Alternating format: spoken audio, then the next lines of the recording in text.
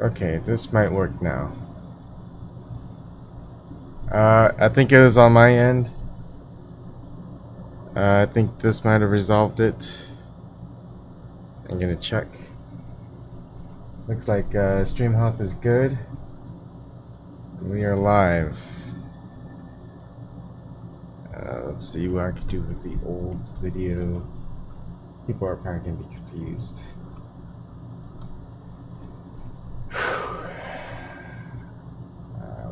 Let's see. Alright, let's delete that one.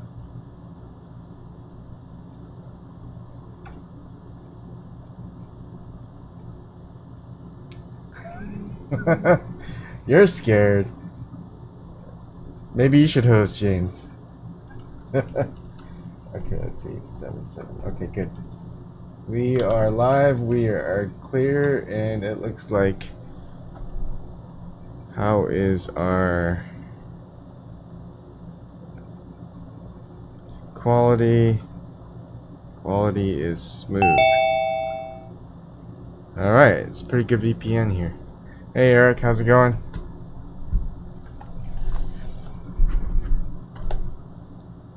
You want to test out your mic? Hey, how's it going? Good. Good, oh, that's good. Man. What happened? So something's blocking me from connecting to Ring Central servers. Oh, those assholes. So I can't log in. I'm thinking it's my internet service provider, because when I'm on LTE on my phone, I can connect, but if I'm on my Wi-Fi, I can't connect. That's weird.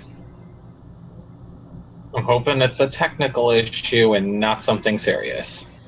I doubt it. It's happened before on a website with my service ISP, and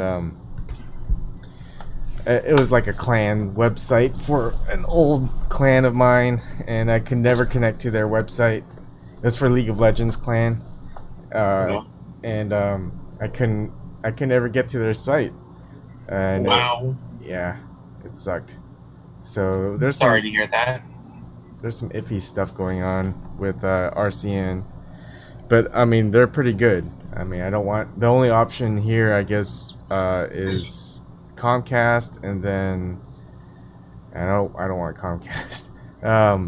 Oh, Comcast are dicks. Yeah, or satellite, but it won't be very fast. So I don't know. I'll have to see. There might be Verizon FiOS. I might look into that. We'll see. If this keeps going, I'll probably stop. Cause I've been at RCN for like 8 years. So wow. We'll see. I doubt they'd want me to stop. Yeah. Paying them, I guess. Hey Stevie. I guess she's just on for chat. Yeah. Oh, so how I made this work, by the way, is I just connected to a VPN. So I figured it would just bypass whatever's blocking me. Kick ass. I mean, yeah. VPN should be the way to go then. Yeah. Fuck censorship. Yeah. Hey Bram, how's it going? Hey, how's it going, everyone? Looks like the deep state's trying to stop us or something. It does, man. What the hell? Yeah. Kelly thinks it's because of the video she was streaming last night, or Saturday night. I don't know. I don't think it was on Saturday night. I've had a lot going on with family and stuff.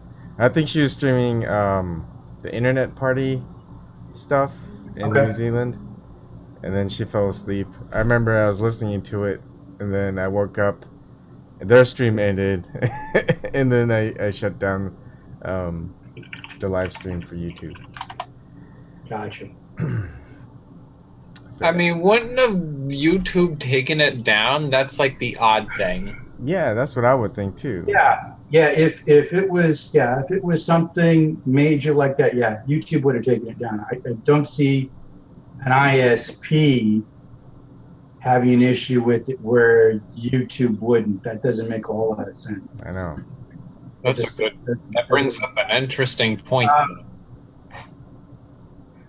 what it could be too is simply it could be your ISP just screwing around. Just and you sure you didn't change any settings or anything? I changed nothing. I wasn't even on my computers for a long time. Okay. Yeah, I was pretty much. There's a Summer Streets festival, so I was out with my daughter, you know, in my neighborhood. So I wasn't really on the computer at all. And then I was watching right when I got home. Got my daughter to bed, and it was late. Watched Game of Thrones, and that was pretty much it. Okay. I went laser tagging today, and it was fun. Was that your first time? 3 rounds. No, I haven't went laser tagging in a long time. Okay. Has it changed much, or is it still pretty much the same? Still pretty much the same. I still like it. Yeah. I prefer paintballing myself. Yeah, they even have the other airsoft now with the plastic BBs. That's yeah. Yeah, I do like the paintballs a lot better. Yeah. It's more noticeable if you get hit. Exactly. Yeah, I like that. You get hit, you know you. Or if you hit someone. Yeah. The only time is sometimes if the paintball doesn't bust, break, then you're not considered out. So yeah. That's the only thing. Yeah. I should tell you my favorite story. So I went paintballing a long time ago. It was it was someone. It was during college, and one guy from a frat. He used to work with me at like the research lab, and he invited me to go paintballing. So it was my first. Oh no, it wasn't. Sorry. So this was my friend's bachelor party. We just went paintballing. So it was my 3rd time paintballing. But they had the rules, because it was kind of a public thing, that if you're within like 5 or 10 feet, you have to tell the other person to surrender before you could fire at them. They just didn't want you to just fire up real close, because I guess it would hurt more. And so it was near the end. Me and my friend were going against these other two in a rock that was like maybe 25 feet away. We're behind a rock. They were behind one of those big monster tires. So I kept giving my friend my ammo, because he just uses it up so fast, and I'm just pretty conservative with my ammo. But I ran out, and he was running low, and so it was like the only thing I could think of was, all right, he's getting cover fire for me, and then I ran past him, slid, and then while I was sliding, I turned, and then they didn't even notice me. I just ran so quick, and I said, "Surrender!" And they surrendered like that. Except I didn't have any ammo in my paintball gun. So we ended up winning. I mean, we had other people like around the field that we didn't know that they were still like alive or not. But the officials called it, because they knew that those two were the only ones left. We still had like 2 other people on our team that were left, but we didn't know that. So, but I still liked it that I was able to make them surrender without any ammo. Not bad. Yeah. That's a neat trick.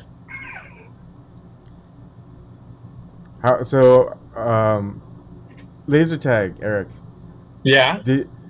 Was it like, is it multi-tiered? The one that you went to? Like, what do you mean multi-tier? Like upstairs, downstairs? Yep. Yeah. No, it was one single room with like a bunch of objects, like blocking. That's I wonder if that's harder. No, that's probably not as hard. I don't know, because the multi-tiered, having it multi-tiered is more difficult. Yeah, it's harder to defend yourself different areas. Because you got stairs, and it gets. That actually does sound more fun. Yeah. And stuff. Yeah, it does make it a little more fun. What's nice too is if you've got like overhanging beams and that kind of stuff, because if it's dark enough, you can even hang from something like that and pick people off. That does sound fun. Yeah. Where do I go for this? Well, we had war games. This was when I was in the military. This was up in China Lake, and as part of what our training that we went through as the auxiliary security force. They put us through this kind of like an obstacle course, but it had buildings, okay, that you could go into and you could hide and set up traps and all that kind of stuff. And we were all outfitted with paintball equipment, and it was a blast. That was a good time. It was about the same time, maybe like 20 years ago. Holy smokes. Maybe 18 years ago. So in Houston, Texas, there's a laser tag place, and it's multi-leveled. And the cool thing about it is they had these printouts. So they tell you like your kill loss ratio, your hit, how many times you got hit, how many times you hit others, who hit you, because it was matched up by numbers, and if you knew the other person's numbers. So it's funny because me and my cousin were teammates, except my brother was saying, "Why are you guys teammates? Look, my brother shot you like 5 times." It was like, yeah, but he shot me like 20 times. So it was like, where am I getting hit? And it was just because my cousin was bored and shot me instead to get some extra points. It was one of those like non formal teams. It was just like, hey, if we're alone, we're probably gonna get killed, so let's just kind of have a silent teaming up. Right. Yeah. So that's what was fun about the way we did is we had our team leader, Mr. Jubri. He actually participated, and he thought that because of his skills that he would just take us all out, and he'd be the last man standing. In fact, he bragged about it. Yeah. He got taken out in the first 10 seconds. Yeah. The tricky part is they also have mirrors in the one that we had to, and the trick with trick with lasers, you bounce off mirrors. Oh yeah, I got you. Yeah, that could be a lot of fun. Yeah. So, I get really sweaty in those things, and those even just laser tag, I get really sweaty. It's pretty bad. Hell, out there in China Lake in the desert, we were all outfitted with paintball gear. You want to talk about sweating? Holy crap, man. It was horrible. It was a lot of fun. What was nice is the buildings were air conditioned. So people just figured out we're just gonna hide in the buildings. So how'd you do, Eric? I was a little rough around the edges since I haven't played in a long time. Yeah. But at least I had fun, so that's what really mattered. What do you typically do? Do you just kind of walk around, or do you like find a good position and try to hold that position, or? I'm pretty much all around. All around. Is it teams, or is it like a free for all? Free for all. Okay. That could be fun. Yeah. Okay. That's also tough. You have to kind of walk around sometimes. And my brother's strategy is kind of funny because he just finds the biggest person who can't turn very fast, and he uses him as a shield, and he'll shoot him, and then you're on like a 10-second timeout, and then he shoots everyone else behind him as a shield, and then he'll shoot him again. It's pretty bad. Yeah. All right, so I guess what's up? Where is everybody? I guess we started way too late. It's like 12:30 already. Honestly, I can't stay long. I got to get up early for work. I'll be on for another maybe 15 minutes. Yeah. Sorry, I couldn't get in. Not your fault, man. Yeah. Hey, nothing to worry about. Hey, at least we're on, so that's a good thing. Yeah. At least we got it fixed. I wonder if other people could join it. I wonder if I got the right. Let's see. You sent me the right link. 326. Sometimes I don't paste it right. Yep, it in. I guess no one just really wants to talk to us. Yeah, that's okay. You just be late. I can understand All right, let's see what's. Nothing much on the chat. Oh, so the Fly was gonna help set up, like I'd VPN to one of his machines that has OBS and then run Ring Central through there and all that stuff. Except his graphics card is a GTS 250. I don't even know what mine is. I had one of those years ago. Yeah. Yeah. Not gonna. I mean, I do have a box. Wait a minute. I have the box in my laptop. Yeah. I have the box in there. I could probably read off of what I have. I'm pretty sure yours is gonna be much faster than the GTS 250. Because I got it in 2016. 2016. You probably have like a GTX. Let me Probably like 770 or something. No, probably. Wait, 2016. Here it is. Like Nvidia GeForce GTX 980M. Oh shoot, Oh. a 980M. That's pretty good. Good one. Yeah, for a laptop. Yeah. It's very good for a laptop. That's a good GPU for a laptop. Yeah. Is it I've got the desktop. All right, Stevie. 980 version. Just the I've got the TI series. Yeah. I've got a TI on mine. How's it going, Stevie? Hey, Stevie. I think she's still setting up. Doing good. I'm trying to figure out this new thing that my mom sent. It's some kind of like tripod thing, so I'm trying to get it situated. Cool. Looks good. Looks amazing.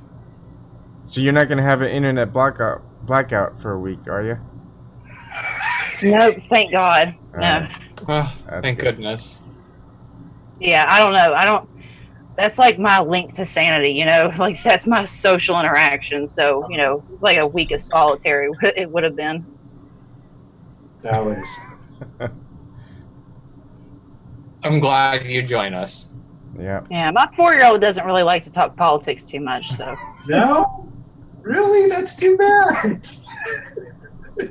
Well, him weird. I don't know. He's already pretending to do the news. I caught him pretending, you know, to be a reporter in the mirror the other day. So. That's funny. You should try to set up a green screen for him and have him do like the weather. Yeah, I asked him, I said, so what's in the weather? He's like, it's raining candles. I was like, oh, okay. Whatever It's you want. raining frogs. Yeah, he goes, hello, folks, and launched into the news. Something about It's raining skittles. or something. I don't even know. It was crazy. Well, he does see you when you do your stuff sometimes, doesn't he? Mm-hmm. Okay, so he's probably picking up on that. So, Well, at least he's not writing about gay frogs. So it's pretty good. Let's see. So, what's the topic? I guess. Ooh, I've got one. Well, it's just short, but apparently Joe Manchin is cracking. What do you mean? He did an interview with the local paper, and he said, "I don't give a shit. You understand? I don't give a shit. I don't care if I get elected. I don't care if I get defeated. How about that?" Whoa. Oh, now he's starting to have a defeatist mentality. Now people really want him out. Wow. Oh, he is not used to this. He is not used to. He's used to being the golden child, and now people are wanting him out. He is freaking out. Is he? Funny. Go for it, Eric. You know you want to. He's very triggered. Oh, good. Yep, they're getting triggered by the truth. It's starting to work. I'm still working on the. Maybe I'll just get him to give up. That's gonna be fun. Just retired though. I can't understand why people here in California are talking about Kamala Harris. I need to show off my muscles too, James. Oh yeah, look at that. Oh boy. Oh, we can't hear you. You're muted. I said I think Oh, it's there from you flexing. I think I just pulled something. Oops. There you go. It's just different, you know, when you're older. Yeah. Just trying to stay cool. You should see what I'm not wearing underneath. Hey, it's anything goes. That's right, baby. That is not what that meant.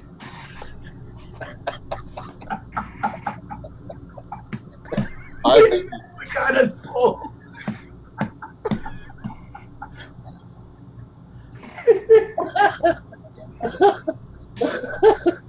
Well, this is anything goes. you funny motherfucker. They saw the title and they just said, we Yeah. can't have that. That's why I came in PG. I mean, PG-13, I meant.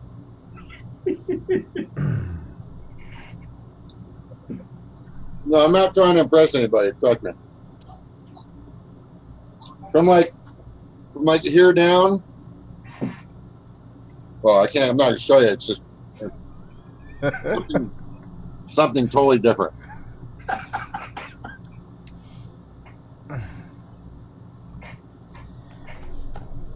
All right.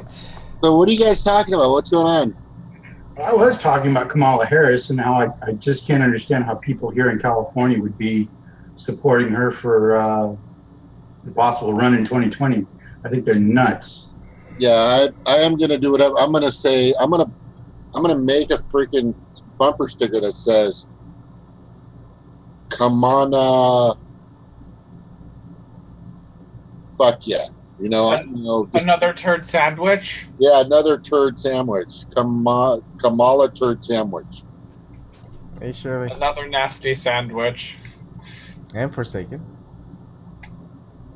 Hillary Clinton turd sandwich, and now Kamala Harris turd sandwich. They're picking nasty sandwiches.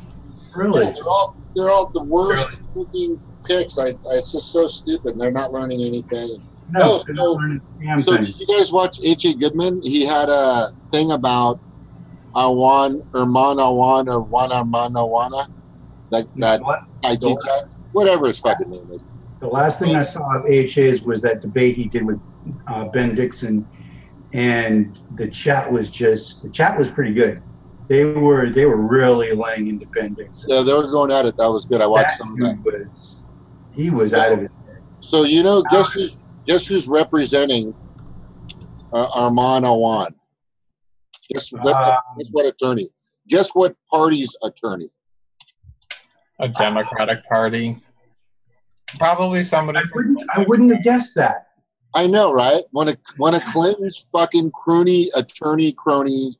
I wouldn't have guessed that. It's not Robbie Mook himself. I know. The establishment. Yeah, but I mean, there's all the evidence that they're not going to win. They can't. Especially now that they're just so full of shit.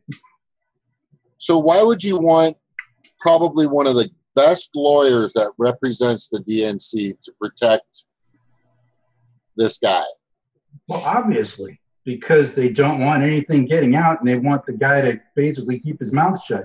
I'm sure they're telling him that they don't want him taking a stand.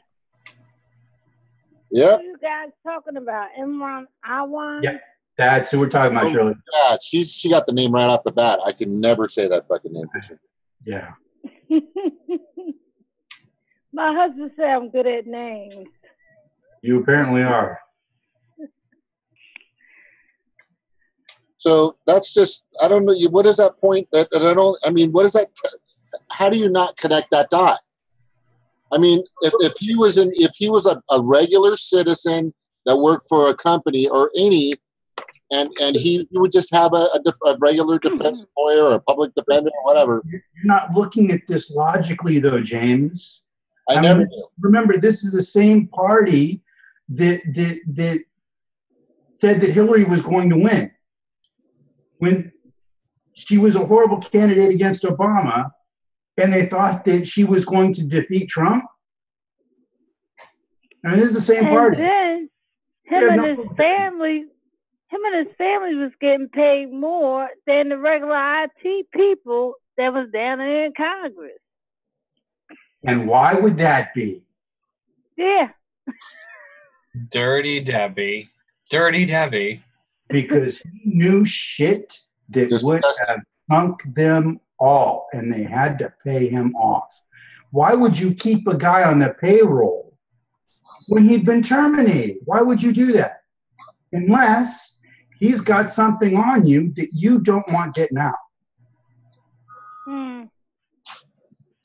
That's why I said I don't know if they apprehended him at the airport to keep him from running or to keep him from exposing. And see, here's because I work as an IT, I understand this part of it, and that is this: that when you work for anyone, there's usually a clause in your contract that says you are not allowed to stipulate certain things about the organization after you leave for a certain period of time. However, there's a caveat to that, and that caveat is unless there is illegal activity that took place, and then that's not covered. If there's illegal activity, you are bound by law to go along with an investigation. You can't withhold that evidence. Now, here's the thing. This is probably exactly why this guy was paid off, is because they knew that if there was ever an investigation, this guy would give everything up. He'd have no obligation not to. Yeah, he's had too much access and too much information. He's probably been the top guy. Yeah, so they're just keeping him happy. He knew Dirty Debbie's password to her damn iPad. You knew her iPad password. Holy crap! It's just nuts. The guy had access to everything.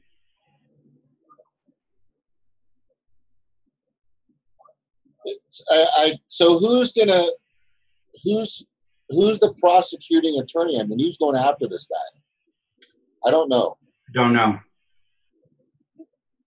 But we know who's representing him, a Clinton loyalist.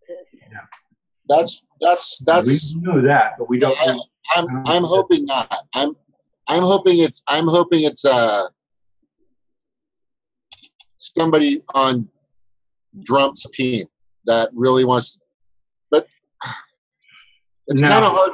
I want somebody totally. I don't want anybody. I want somebody totally unbiased. I don't want anybody on the right. I don't want anybody on the left. The problem is these guys wash each other's hands of wrongdoing, and it goes both ways. Trump and Clinton. I mean, their kids are friends. They're friends that goes back for years. Yeah. They're not going to let one go down when the other is in charge. It's not going to happen. They're not going to allow that. Yeah. They've been scratching each other's back for fucking decades. Very long time. And the thing is you try telling Trump supporters about this, and they lose their shit. It's the craziest thing. They lose their minds. They don't get it. They don't see it. They don't get it. It's so. Are we okay? This is a good question to us because we think we know fucking everything. Not everything. Eric, I think we know a lot, but are we putting the pieces together correctly, or are we just kind of fabricating something that may not be? I mean, we are saying could be, would be, might be. I would, from my perspective, there's a wonderful way to figure that out. Yeah, okay. A wonderful way to figure that out. All you have to do, pay attention to the mainstream media narrative. If you are going along with their narrative, you are dead wrong. Yeah, that's yes. You are dead wrong. Yeah, perfect. And here's the other thing: if Trump was the man that he said he was all through the primaries, and then the general election, he would have gone after Hillary as he promised time and time and time again. He hasn't done a damn thing. He has sat on his hands and allowed her to run her mouth and do whatever the hell she wants to do. Because, again, it's one hand washing the other. Yeah, this is just here. I'm going to show you a picture. I did this. The best way to describe this, it's kabuki theater. Exactly what it is. It's it's kabuki theater.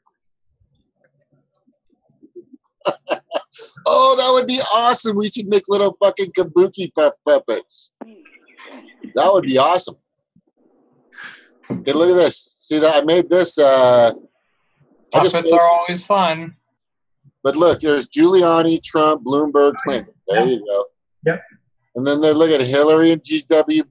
This is when his mom died or somebody died. Yeah. But still, they're just a big fucking club of people that hang out. And there's tons of pictures like this, where there's the Clintons, the daughters, the family, and then I kind of got this too. And like you just said, there's what's her name and the two daughters together. Either one, the establishment wins. I indicated that. You know. Yes. Now Trump is a little more of a loose cannon, which they didn't want, but either way, it didn't matter to them. Either way, it really didn't matter to them because they knew they were going to get what they wanted regardless. Yeah. He conformed. Yeah. They all do. He completely conformed. But you know what? Trump did. He be tweeting about prosecuting her. Why aren't they investigating her about her emails and stuff and her Russian dudes? He has been doing it. He has been doing that, but it's words. It's not. I mean, there's no action behind it. He's not really doing much to go after her. He's just. I mean, it's all theater. And I think he's trying to get under Sessions' skin. Yeah, for sure. It's clear that the two of them do not get along, which is actually kind of a good thing because Sessions is a monster. Yeah, he's a sick fuck. Yeah, Sessions is an absolute monster. You know, what I'd like to remind Trump of is, you know what, she used you and put you up there, and then you turned around and fucking beat her. But if the tables were turned, she would do whatever she could to throw you under the first bus she saw. She would do that in a heartbeat without even thinking about it. Yeah. He would have found himself on some kind of no-fly list, and I'm not kidding about this. He would have found himself on a damn no-fly list, and next thing his ass knows, he's in fucking Guantanamo going, what the hell happened? Yeah, I'm not kidding. She would have done anything she had to do to shut him up. Freezing all his assets or whatever, she would have destroyed him if she was president. She would have planted enough shit on him to where he would have been put away for life plus. I mean, he would have been disappeared. Yeah, I still think that she's the one that's behind all this, you know, taking down these media people, you know, the Trump Russia thing, of course. But I mean, you look at her when he was, you know, when he was being sworn in, you could look at her face and you could tell, like, she was making the list. She was making her revenge list, like, right there. Like, all these people that are here, y'all are all going down. Like, that was... Oh, yeah. I saw it. Oh, well, I mean, what was it? Don't they have, like, the Clintons, don't they have, like, a black book of, like, just people that, you know, not to work with or people to get revenge on, basically? Oh, yeah. Yeah, you don't screw with them. Well, they'll screw you back. A lot of these politicians do. Well, yeah. Yeah, but they made Trump the Pied Piper through the WikiLeaks that we saw. Yes, they did. He was the Pied Piper. They did. It was Bill Clinton think he was going to win. Trump in the running. Yeah. It's so bad. It's the mafia. You know, like I said the other night, our government has just turned into a giant mafia. It's just really sad. It's ridiculous. It's and everybody, and we're not the only people that see this. No, I mean, there's not just fucking 7 of us here or 8. that know this is actually transform or being presented before our eyes. It's everywhere. It's people. Other countries are seeing this. But there's still a lot of idiots are naive. I'm not saying they're idiots. It's just that they're stuck in that marketing realm. Yeah, they're being made to stay stupid because they keep watching mainstream media, and it's a shame. It's a shame. Structurally. Yep, you're right. You're right. I tried to help them. I tried too. You know what though, and this is one thing I have taken away from Tim, and I think he's absolutely right about this. Sprinkle little facts on him and get the hell out of there. Don't hold long conversations. Drop a couple of facts and bounce, because that stuff will start to accumulate.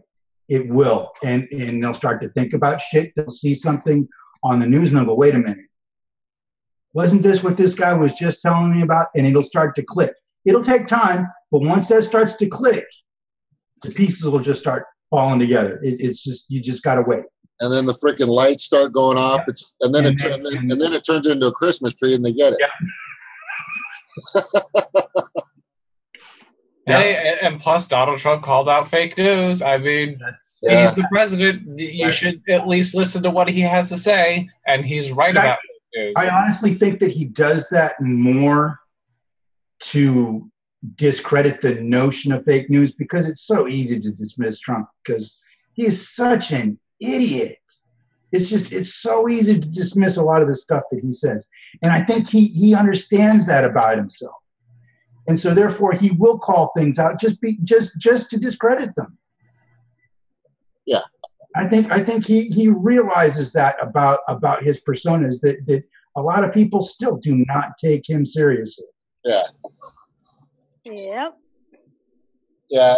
I don't like them, but they are fake news. CNN makes up a lot of stuff. There's no question about that. And like I said, I think sometimes he gives into that and feeds that narrative because he knows that that people are just going to dismiss it.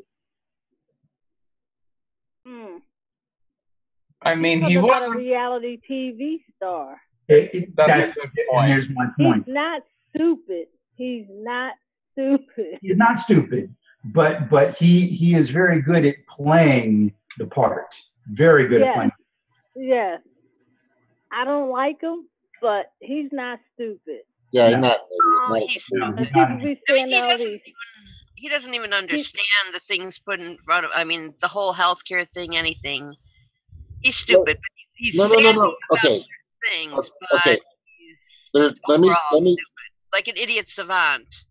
You know, he has a couple strengths, and he's a total idiot in every other way. He has no street smarts and very little common sense. But I think he has street smarts. I think he has. Hold on. I think Shirley's right. This is my perception.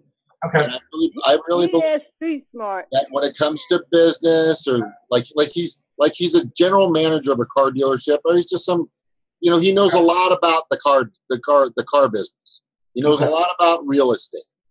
I mean, if we all decided to go into his territory, he'd fucking blow us away with terminology. We'd have no idea. I mean, what we'd be talking about. But he came over. And now he's in this realm in a place that he's touched upon it here and there. But of course, he's naive with the Constitution. He's naive with healthcare. He's naive with international politics. He's just naive with all that stuff. He's not been in it, which of course you can call him stupid and dumb for that. But the biggest thing is he's kind of, he's just fucking there doing what they tell him to do anyway. So it doesn't fucking matter. Yeah. Yeah, that's basically it. Yeah. And when you think about it, a lot of people that meet him, even Putin met him. He said that man is totally different than what you see on TV. I don't doubt it. So I wonder how different he is. I don't doubt it at all. I don't doubt it. I remember seeing this, I think it was an Ask Reddit thread about people that have actually met him in person. And who knows, I mean, how many of those were bots, but there were quite a few people that were saying, I mean, he was polite, you know, I mean, just average person.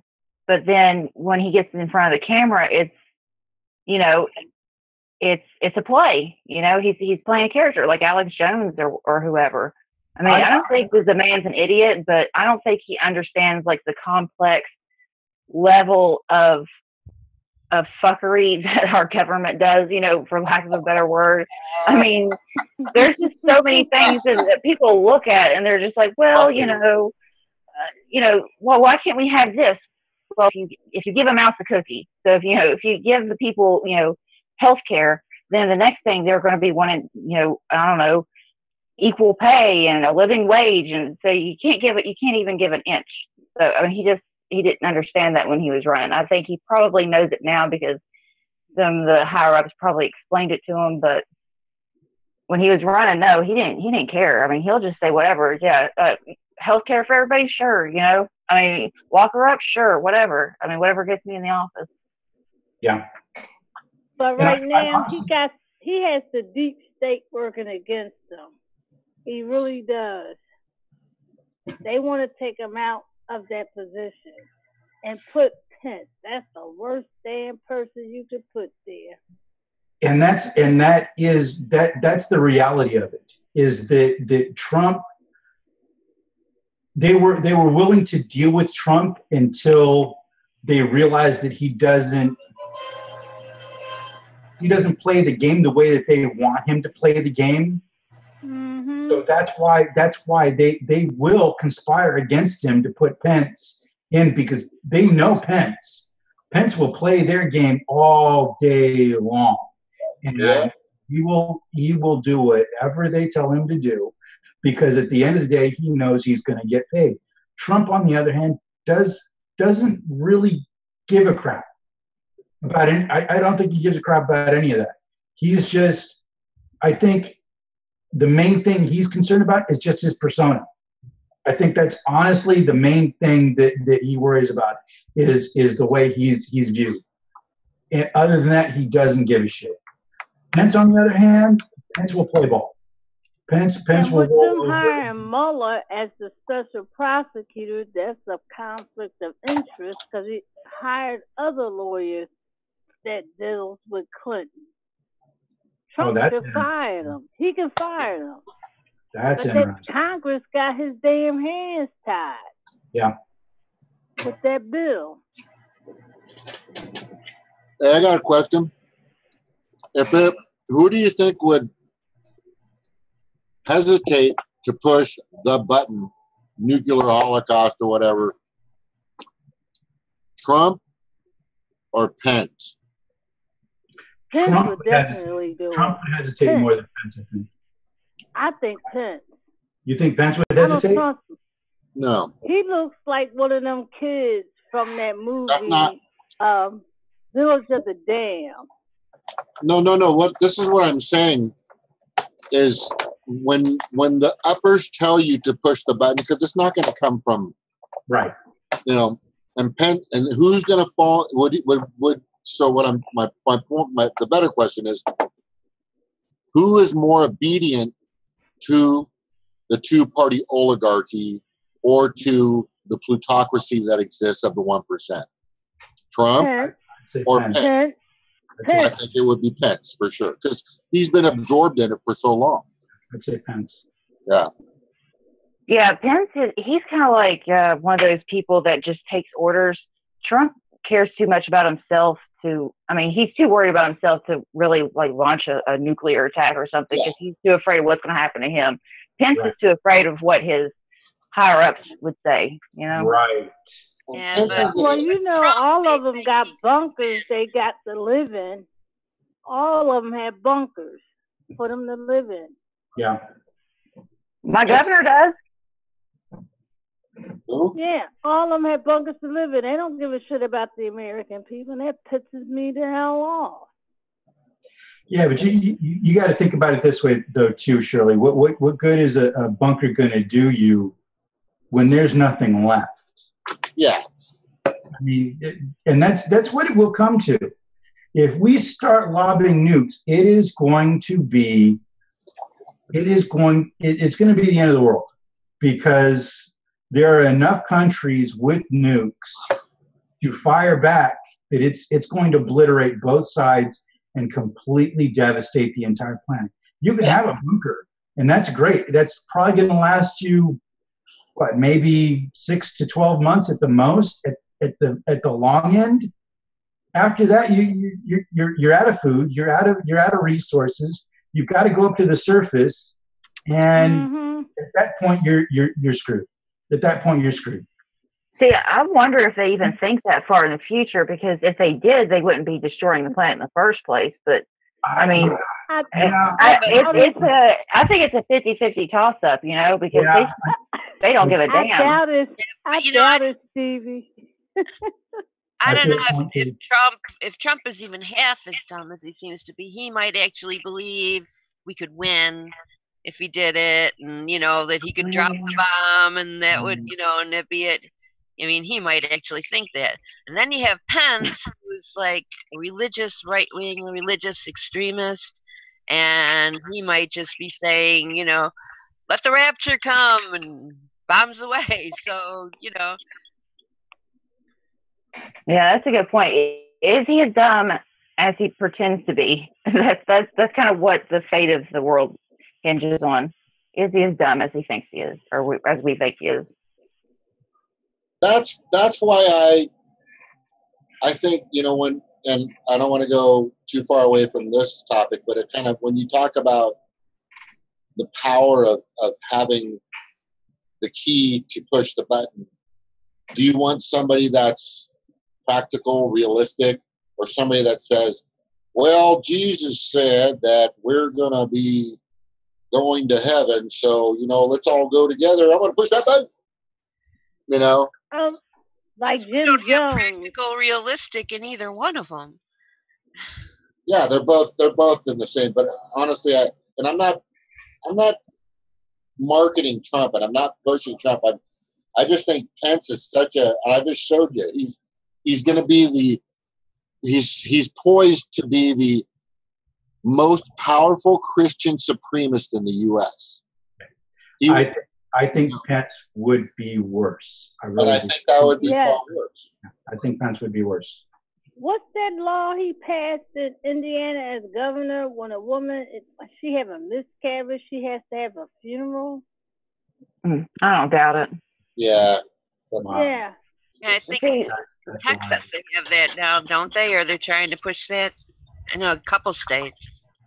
That's wild. And all I'm saying, they treating us like Jim Jones, the American people. You see, that's why I think that Trump isn't as dumb as he lets on, because if he was truly dumb, he would have somebody. I mean, he put Pence there. He put that monster there for a reason, because, you know, to prevent an impeachment. Yeah, I thought of that too, that maybe he went for the worst he could think of short of Cruz, which would be maybe one step even more, but just to ensure that he wasn't knocked out of the, you know. Mm-hmm. Do you think he has that kind of ability to play such a chess move? You know? I think as a businessman, it would surprise me if he didn't. Yeah. Or if he doesn't, his organization might be doing it for him. Certainly does. Happens in large. Good point. Yeah, because these people, they make too much money. They don't have to be smart themselves. They hire people to be smart for them. So, I mean, he may not be that smart, but he can afford to hire the people that are. Yeah, good point. Yeah. Well, I got to go. I got to get up early. All right. Well, thanks for coming in. Nice, Good to see you, Brad. Here, have a good one. So what about this perspective that I've always got? Brad might want to hear this. Okay, what do you got? When you have people that are controlling you, like they control all of them with their donations and their funds and their super PACs and you know, the grease and the elbow and the backroom deals and blah blah. You know, let's go on and on and on and on. The people that are really telling you what to do, I don't think like I said, I think it's like 90-10. You know, when they first go in the office, I think it's like a 25-75 where they get to propose whatever they want to fucking do and see what happens with it. But then as they stay longer, they have to conform to the system that's already been built by the 1% on where they want them to go. And then it turns into 85%, 90%. And all of a sudden they're just like Obama doing everything that nobody fucking wants. You know, I just really believe that. I don't think he's got gurus. I don't think it's his gurus that can, or his organization that can. Of course, he's got people, but I think it's part of a larger group. Did you hear me burp? Yeah. You know what I'm saying? Yeah. I got you. I burped I'm eating grapes too. I can see your point. Yeah. There's just too much power, Bram. There's just too much power and influence in it, man. Yeah. You know? I also don't think it's just one group. Have a good night. I think it's multiple fighting groups. Take care, Bram. Have a good one. Yeah. Bye, Yeah. Bram. That's a good one. Bram. Snort just said it for sure. There's not just one group. There's several groups that are all kind of laying in their information. Whether so super PAC donors, lobbyists, blah blah blah. They'll kind of come together and they make these fucking decisions, and they just do enough to appease us or get us to just show up at the polls. But when it comes down to the nitty gritty or actually making law, it's whatever they want to fucking do, which just is a great example that just happened with sanctions on Russia. That had nothing to do with anything. They didn't even fucking really tell anybody. It just kind of happened. It went through Congress. It's like to get Obama to go to Obamacare, it took like 6-8 months. It took forever to get this thing going, and then they want to put sanctions on freaking on Russia. And what did that take? Like 3 days? You know, it was just crazy. Yeah. So when they're together, you guys got to notice this. When their bipartisanship comes together with the two-party oligarchy, or these people that all conform and they're all in these groups, like Zork is saying, shit gets through Congress so fast. They move it through so the media can't touch it.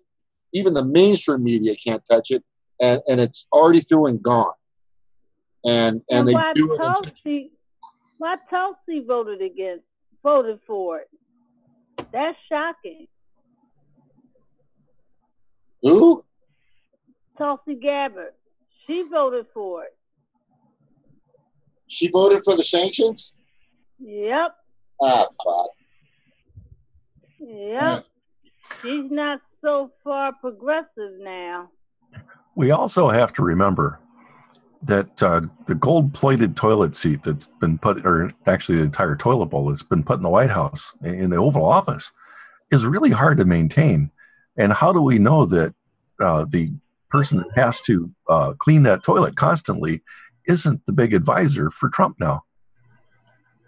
Well, wait a minute. You said there's wait. She's not getting that. Hold on, Shirley. Shirley, what I'm saying, what Snork is saying, there are people that whisper things in people's ears from different sources. So the guy that's cleaning the bathroom in the White House, who's wearing the uniform to be the maintenance guy, may not be just the maintenance guy. He may be somebody that's connected to something else that brings information. There's so many different ways that things are passed along. I mean, they've been doing the secret backroom crazy deal shit for such a long time, and it's kind of interesting that Snork just said that. Maybe he fucking knows. I don't know. No, but that's a good guess. So we don't know. I mean, fuck. I think before they'd let a third party. Sorry, Cheryl, but before they would let a third party become a president of the United States, I think they would they know they had lost. They would know they have lost. They had fucked up and they're done. If that ever happened, if a third party, doesn't matter who, green, purple, blue, orange, whatever, if a third party member comes in, gets enough steam and enough publicity, it starts to really get these giant groups or something, and then the next thing you know, they're actually going to be president and become president. They would defeat is imminent. That means they've lost. So they would never allow it to happen or get even close. I don't think they would ever allow it to get even close. I don't think Jill's got a chance in hell, and anybody else that wants, until we remove a lot of the key players. That's all I'm saying.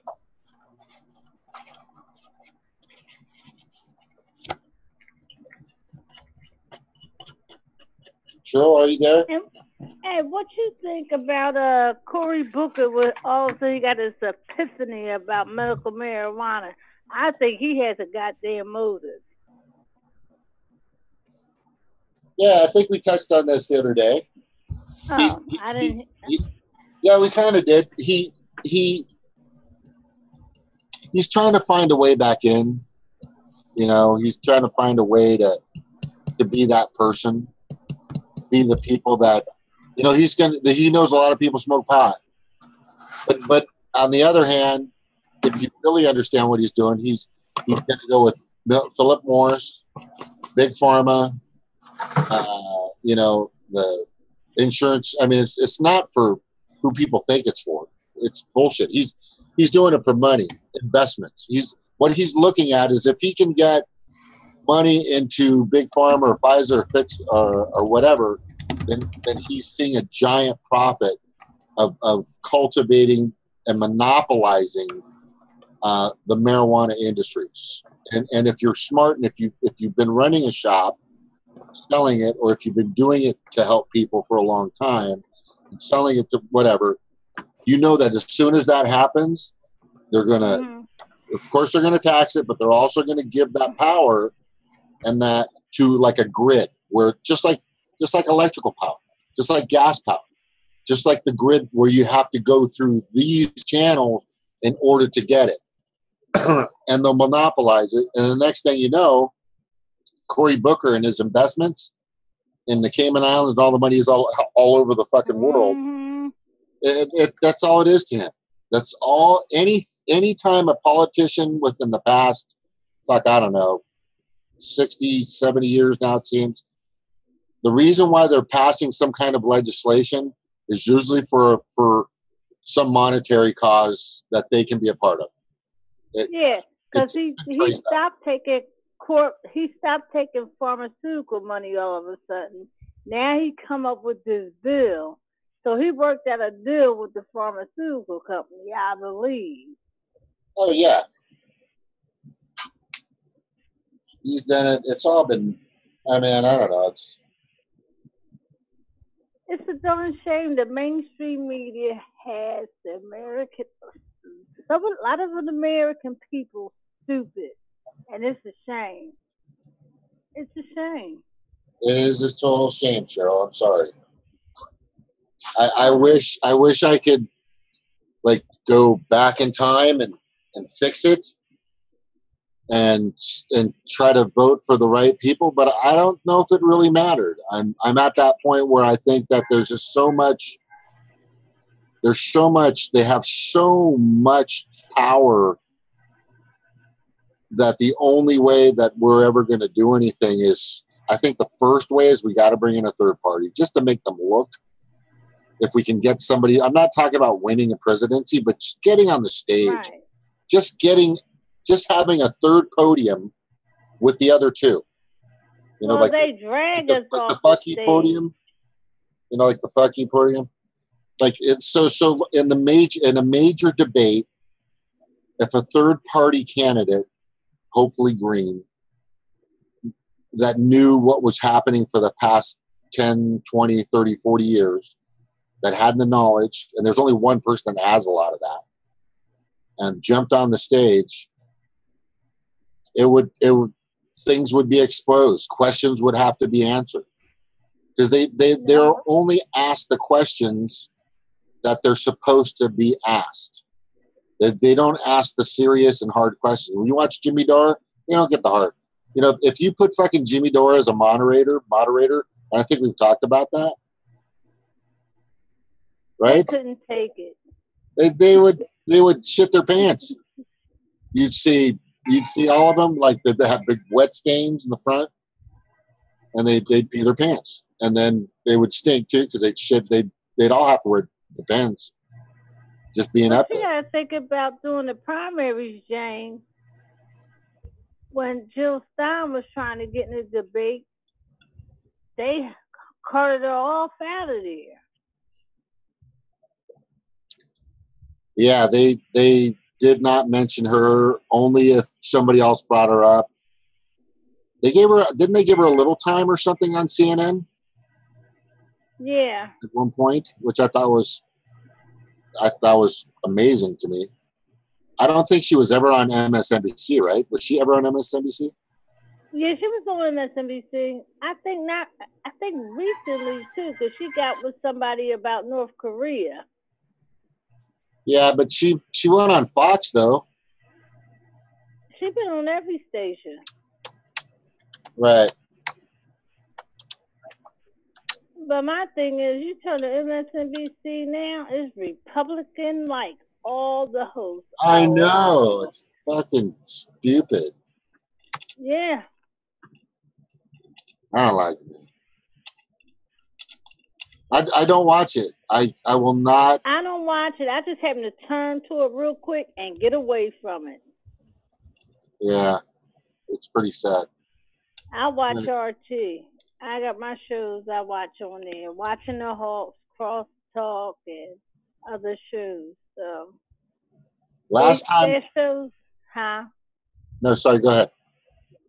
Their shows like how I remember when CNN first was on cable news during the first Gulf War, and they did real journalism. You had Bernard Shaw, Peter Arnett, and John Howland. God rest John Howland's soul. And Charles Jacobs. They made you feel like you was out there where they were at. They don't do that no more. They don't do that. No. They're all, the only place that I know that I'm getting my information is here, and yeah. And I you know what, you guys tell me shit, I still question it. I still go and look and check and find out. I mean, as I'm talking to you guys, sometimes like right now, I'm checking to see when Jill Stein's last appearance on Fox was, and I could have sworn it was just a little while ago, but before that it was like August 2016. But and she hasn't been on MSNBC in a long time. I thought she was just on there recently though on MSNBC. Was it MSNBC? Yeah, it was. She was talking about North Korea because she got with someone. It was just recently. Yeah, I think it was recently. Jill Stein flexed on Russia in 2016. I think that was on as July 1st, 2017. Okay. Yeah. And it's showing. There it is. Mike Huckabee wrote an article about her. Jill Stein doesn't have a clue about North Korea. That's weird. Is that that's the title of the article? Yeah. Oh, there's some video. There's some video on there too. Yeah. She sounded pretty clear to me. Yeah. Yeah.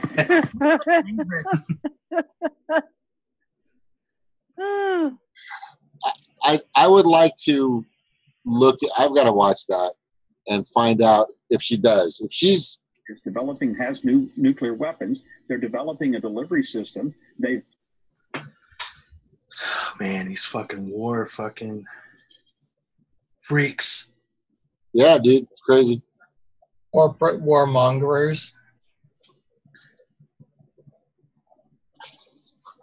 Fake news is honestly fake news like that is just warmongering propaganda, and I don't know why people keep fucking watching it.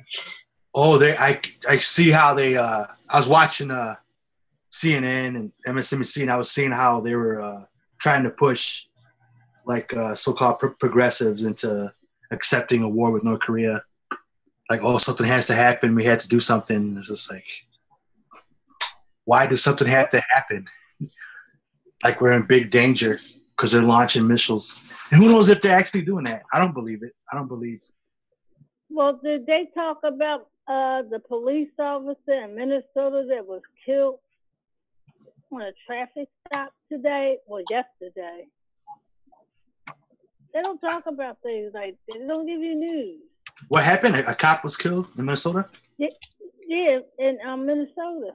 Oh, really? Oh, wow. He did a traffic stop, yeah. Holy shit. And a mosque was burnt in Minnesota, too. I heard about that. Yeah. They didn't talk about that. They just keep talking of Russia, Russia, Russia, Russia. It doesn't make any sense. American people being dumbed down, period. We're not the only ones, I remember Bill Maher used to say, the American people are stupid. And I was like, why do you keep saying that? But then I thought about seeing the mainstream news. I'm like, he's right. We are stupid because we're not being told the truth. Well, they want us to be stupid. Yeah. That's the goal. Bill Myers, he's a part of it. Yeah. Yeah, he is now, because I used to faithfully watch. But my husband like, you don't watch Bill Maher no more? I said, no, he's part of the establishment. He's another warmonger, dude. And I got a thing about him about Muslims. I just don't like that. He's trying to keep his job. He's trying to appease his masters. Yeah. Exactly. So, and the Fed. So okay. You agree, and you're thinking along the terms that I am, but you've had this. I mean, I've only gotten this thinking like just after Bernie fucked up. How long have you been in this realm of where you're? Is it because of our influence? I hope not. What do you mean? Of knowing you're definitely on the same page we are. Oh, being being politically aware. Yeah. It started a long time ago. Like I was looking at like a dollar bill, like the back of it. Like when you're a little kid, you always want money for candy and stuff.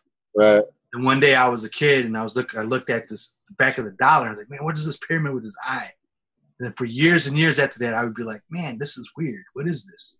So that's what kind of started me questioning stuff. And then I got to thinking about, oh, how is money made? How does this happen? Who's this? Who's that? And then it all went from there. Was how long? I mean, how long ago? I mean, a time was that like a long time ago? That long ago? Like in middle school, I started questioning money. How is it made? Why do people get money? Why does this place close down? You know, because it's all about, you know, people got to pay their bills. They got mortgages and this and that. And that's always been then you go back to the issue of it. How's money made? Who's in charge of it? What do these banks do? Then you find out they're all crooks.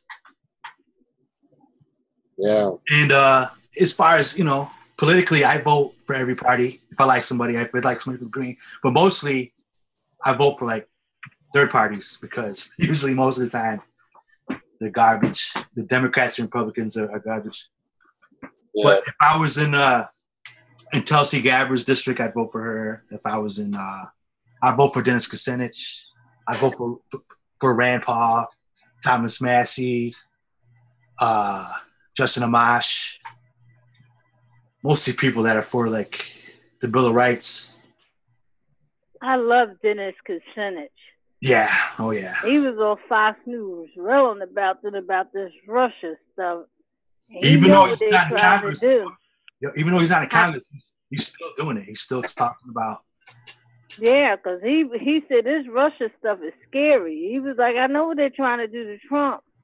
And he said they didn't hack this election. Russia did not hack it. And they're running out of steam with it now. They're running out of steam.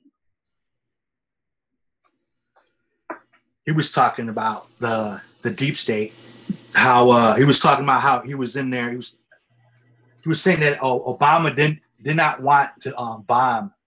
I forgot. I think it was in Syria or something. He didn't want to bomb nowhere, and all of a sudden, the United States are bombing somewhere without Obama's permission. And yeah, they were doing that too.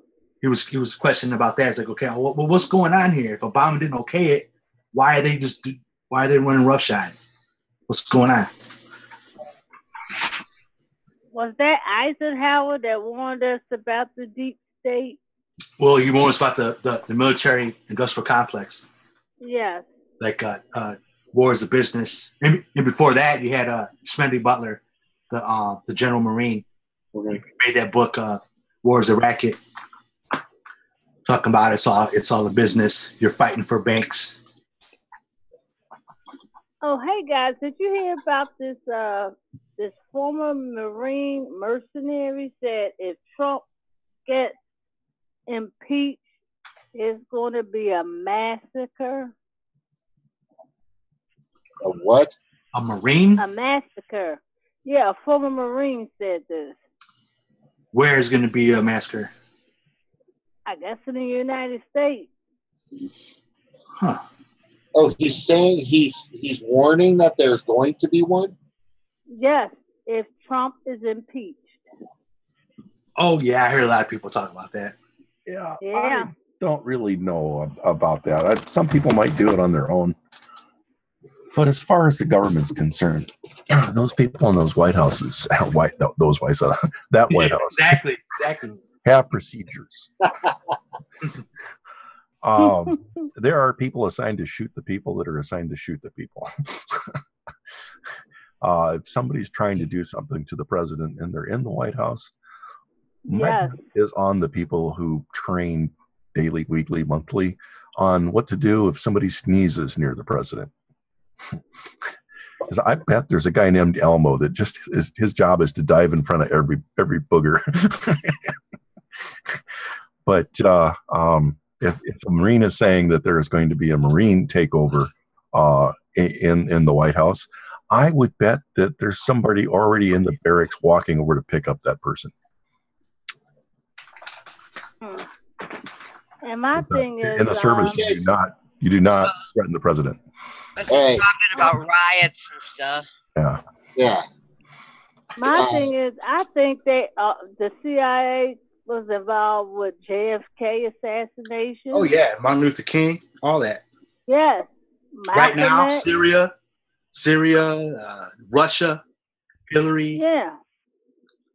Oh yeah, no doubt about it. Erik, I'm triggered. On the Martin Luther King, I can't remember if it's CIA or FBI, but there was a court case where they were found, and one of the articles of evidence was the hit team turned in their lunch receipts and said what they were for. That was pretty bad. There was something that somebody took it to court, but it was very quiet. It was the family. They were not allowed to use criminal procedures, so they went through civil court. Yeah, because Coretta Scott King, before she died, they kept going to visit James Earl Ray, trying to get him out and help him because they believed he wasn't the culprit.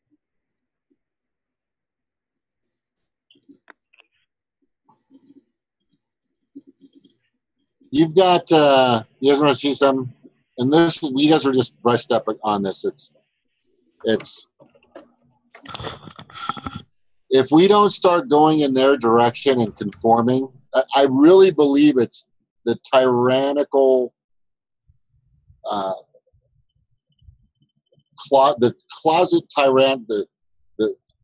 closet tyrannical dictators. Tyrants. Tyrants. Okay, tyrants.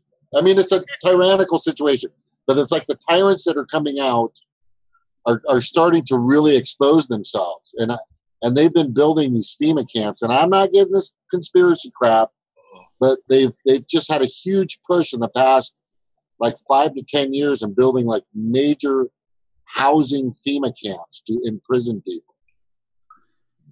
And this isn't a joke. This is stuff I've actually looked and studies.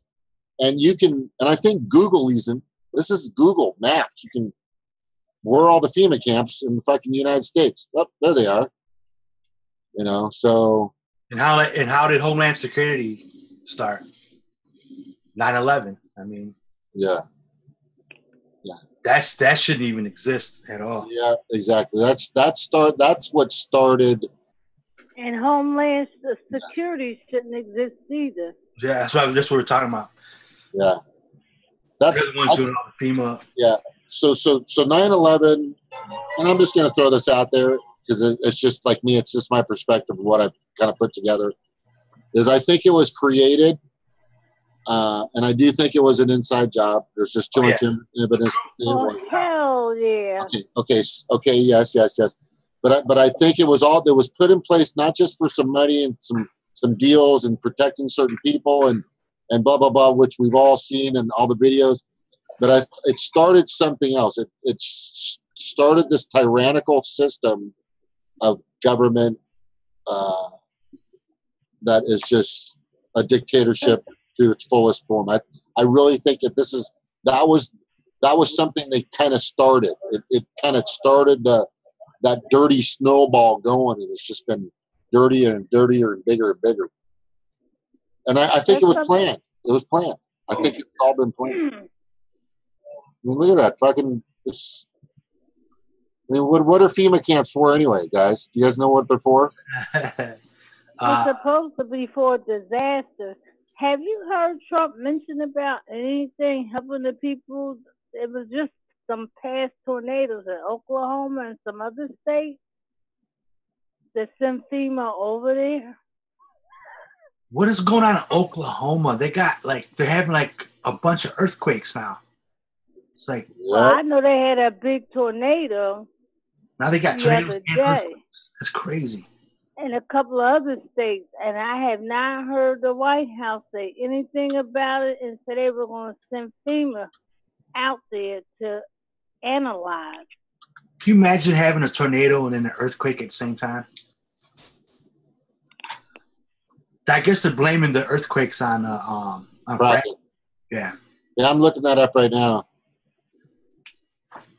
It was bad. I'm gonna send you guys the link to the USGS. I meant to say, which is the I don't even know what the fuck it means. Anyway, so they're showing. Wow, this is trippy, and I can show this because it's a public site. This is trippy. This is on the fucking USGA, dude. This is a trip. So, because Philadelphia got part of that storm this today, and our temperatures have cooled down. We in August, and we down in like the 60s now. So that's out the norm. Are you guys seeing this? Yes. So can you see it? Can you see the screen? Yes. Yes. Okay, so what that's saying is the first thing they're saying induced labor, but they're doing like induced earthquakes, myths and misconceptions, and then fracking and all that stuff. Mhm. You know. Wait a minute. Remember that one years ago? I was here in my house by myself, and the house shook. It shook all over basically, and it came from Virginia. Do you guys remember that? Oh, and the DC, they messed up the monument. Yeah. And we never really got information about what happened. Because I never forget that. My house totally shook. And when they said from Virginia, I'm like, that's crazy. What year was that? I'm trying to remember that. It was in it wasn't too long ago. At the most, 10 years. Like DC earthquake. I'm just gonna type in DC earthquake and see what happens. They had to repair the Washington Monument. Yeah, because I remember that because that thing shook in here because my neighbor came over and said, "You all right? What was that?" I'm like, I don't know, but it scared the hell out of me because I was standing in my dining room and I was home by myself. That's just not a place where that happens a lot. That's what's interesting. Yeah. I guess there's a fault line there or something.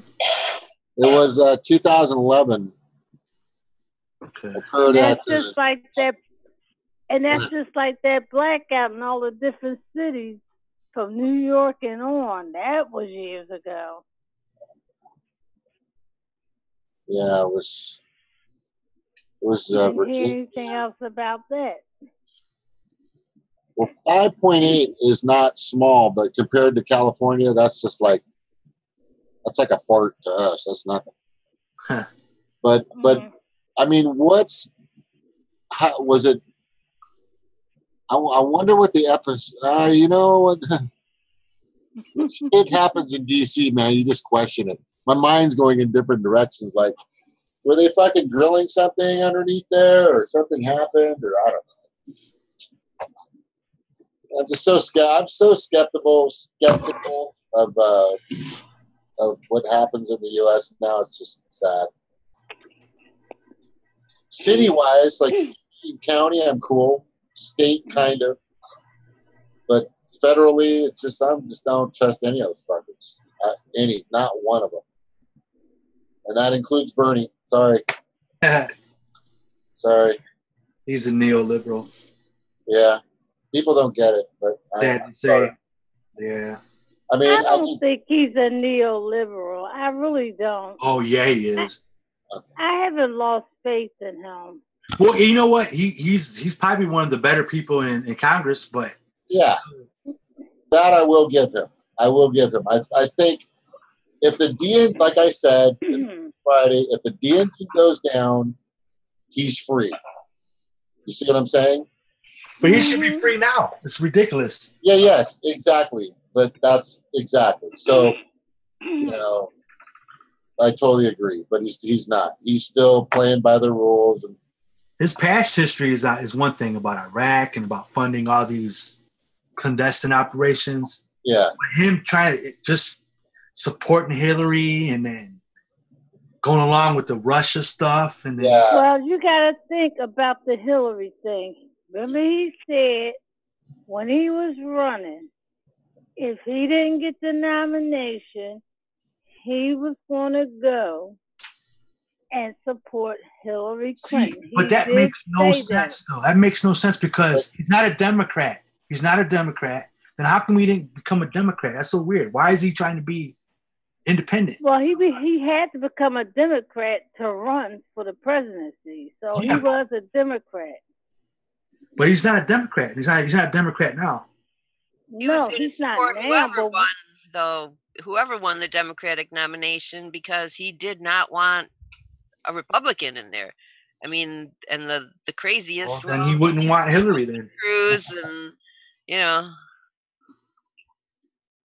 No, Bernie's weird. There's a lot of weird shit going on. Yeah, you know what? And I think about when Barack Obama called Bernie Sanders to that White House. Oh yeah. Bernie said he was going to fight for that nomination on that floor at that convention.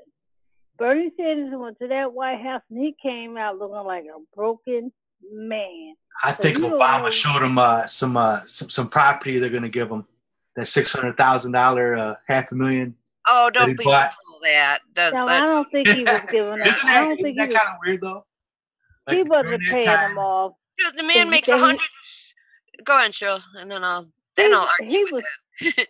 He was threatened. He was threatened because Bernie looked like a broken man. James Sanders didn't look too happy. Stevie said that a while back. I mean, What's the guy that? makes $174,000 a year as a senator. So even if they didn't have a down payment from Jane selling her share of their property or whatever, they could easily afford a $600,000 house. That wasn't a really big deal, but the biggest deal that got me, since I was a person that was out there canvassing, Bernie, he's supposed to be like is go ahead. I'm not giving up on Bernie. I'm sorry. That's my man. Like my husband keeps saying, Silver Burns 2020. But they may still have it rigged because before Obama left office, federally, the Department of Homeland Security control our polling stations now. Well, they're trying to. They're trying to. Okay, listen. Okay, this is my take, and I actually did a thing on this.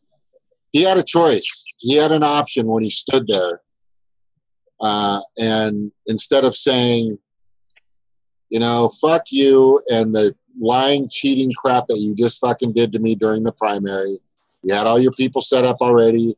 I wasn't gonna win the way I'm, you know. I mean, state after state, every state that didn't have a paper trail, okay, Hillary took, or there was hands down. Every state that had a paper trail, there was fucking paper trails of problems. So that's part of it. Also, he didn't stand up. He didn't. I mean, the powers in the past, like JFK, Robert Kennedy, Martin Luther King, Harvey Milk, Malcolm X, you know, all these people stood up. They knew they were going to get hit. They knew they were going to get somebody who was coming after them, but they still stood their ground. That was his moment to say, fuck you and the establishment and the two-party oligarchy that he knows exists, that he knows is there. And he could have said it right there, but instead he shriveled up like a fucking dick in a fucking cold pond in Alaska. And okay, so hold on. Here, he did not feel that Hillary is the less great evil. I know some of you do, but yeah, but I just think that was his moment. He did not want Trump, and he was not going to do anything that was going to that was going to give Trump any advantage. That's not the point. That's not the point. Okay, I understand. I'm still feeling the burn, James. I know. I don't care. Okay, but my point is that he had an opportunity to say to stand. That was like the goal. He had so many opportunities. So he had millions of people, 14 million at least, that were. I mean, if you looked at all his rallies, and I went to one of them, and there were like 5 or 10 times more people than Trump's and Hillary's rallies put together. This guy was a hands down going to fucking win the whole goddamn thing. I guarantee it. And he would have, because he was saying all the right things, doing all the right things. He had everybody in his back pocket. And then at the fucking very end, he said, you know what? I don't want to get shot.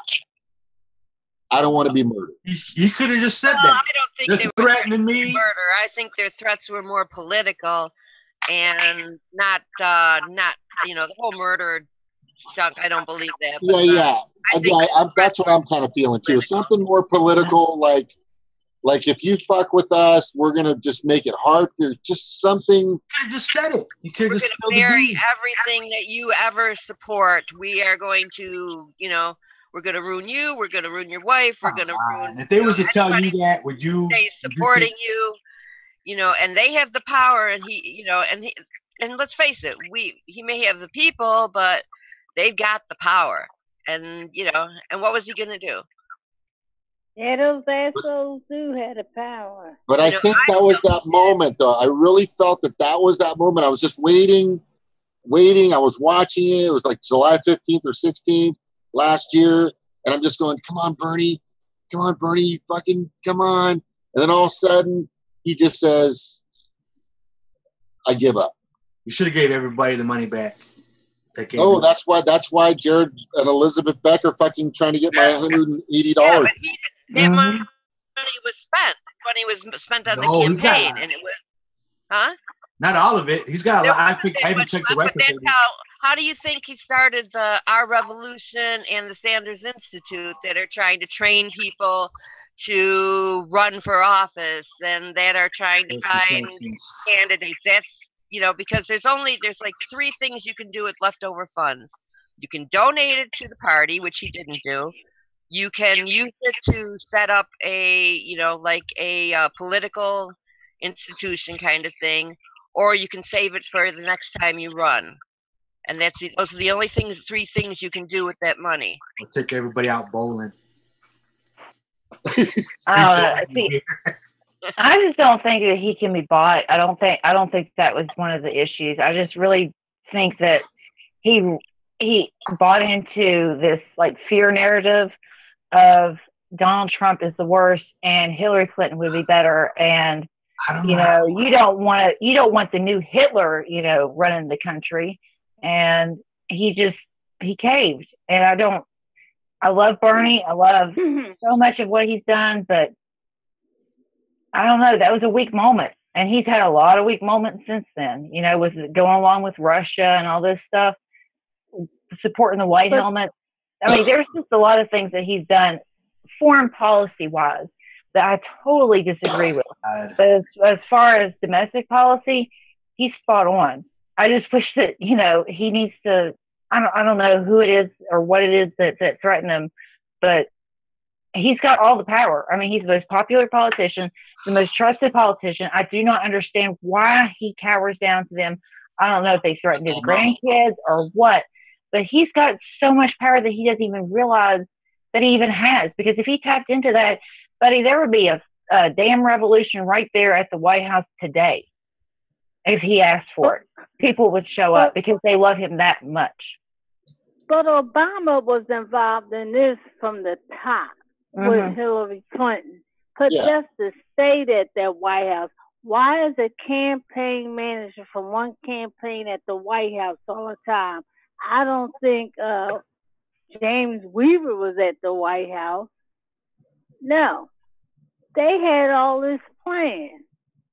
And that really pisses me the hell off. They tell you, get over. Hell no, I'm not getting over. I'm still pissed off.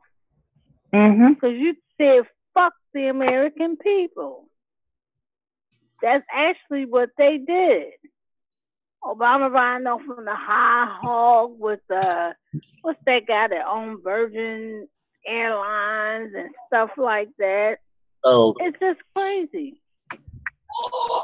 He owns Virgin Airlines, whatever his name. So this is when he was there on the 15th, it was July 2016, he said, I move that the convention suspend the procedural rules.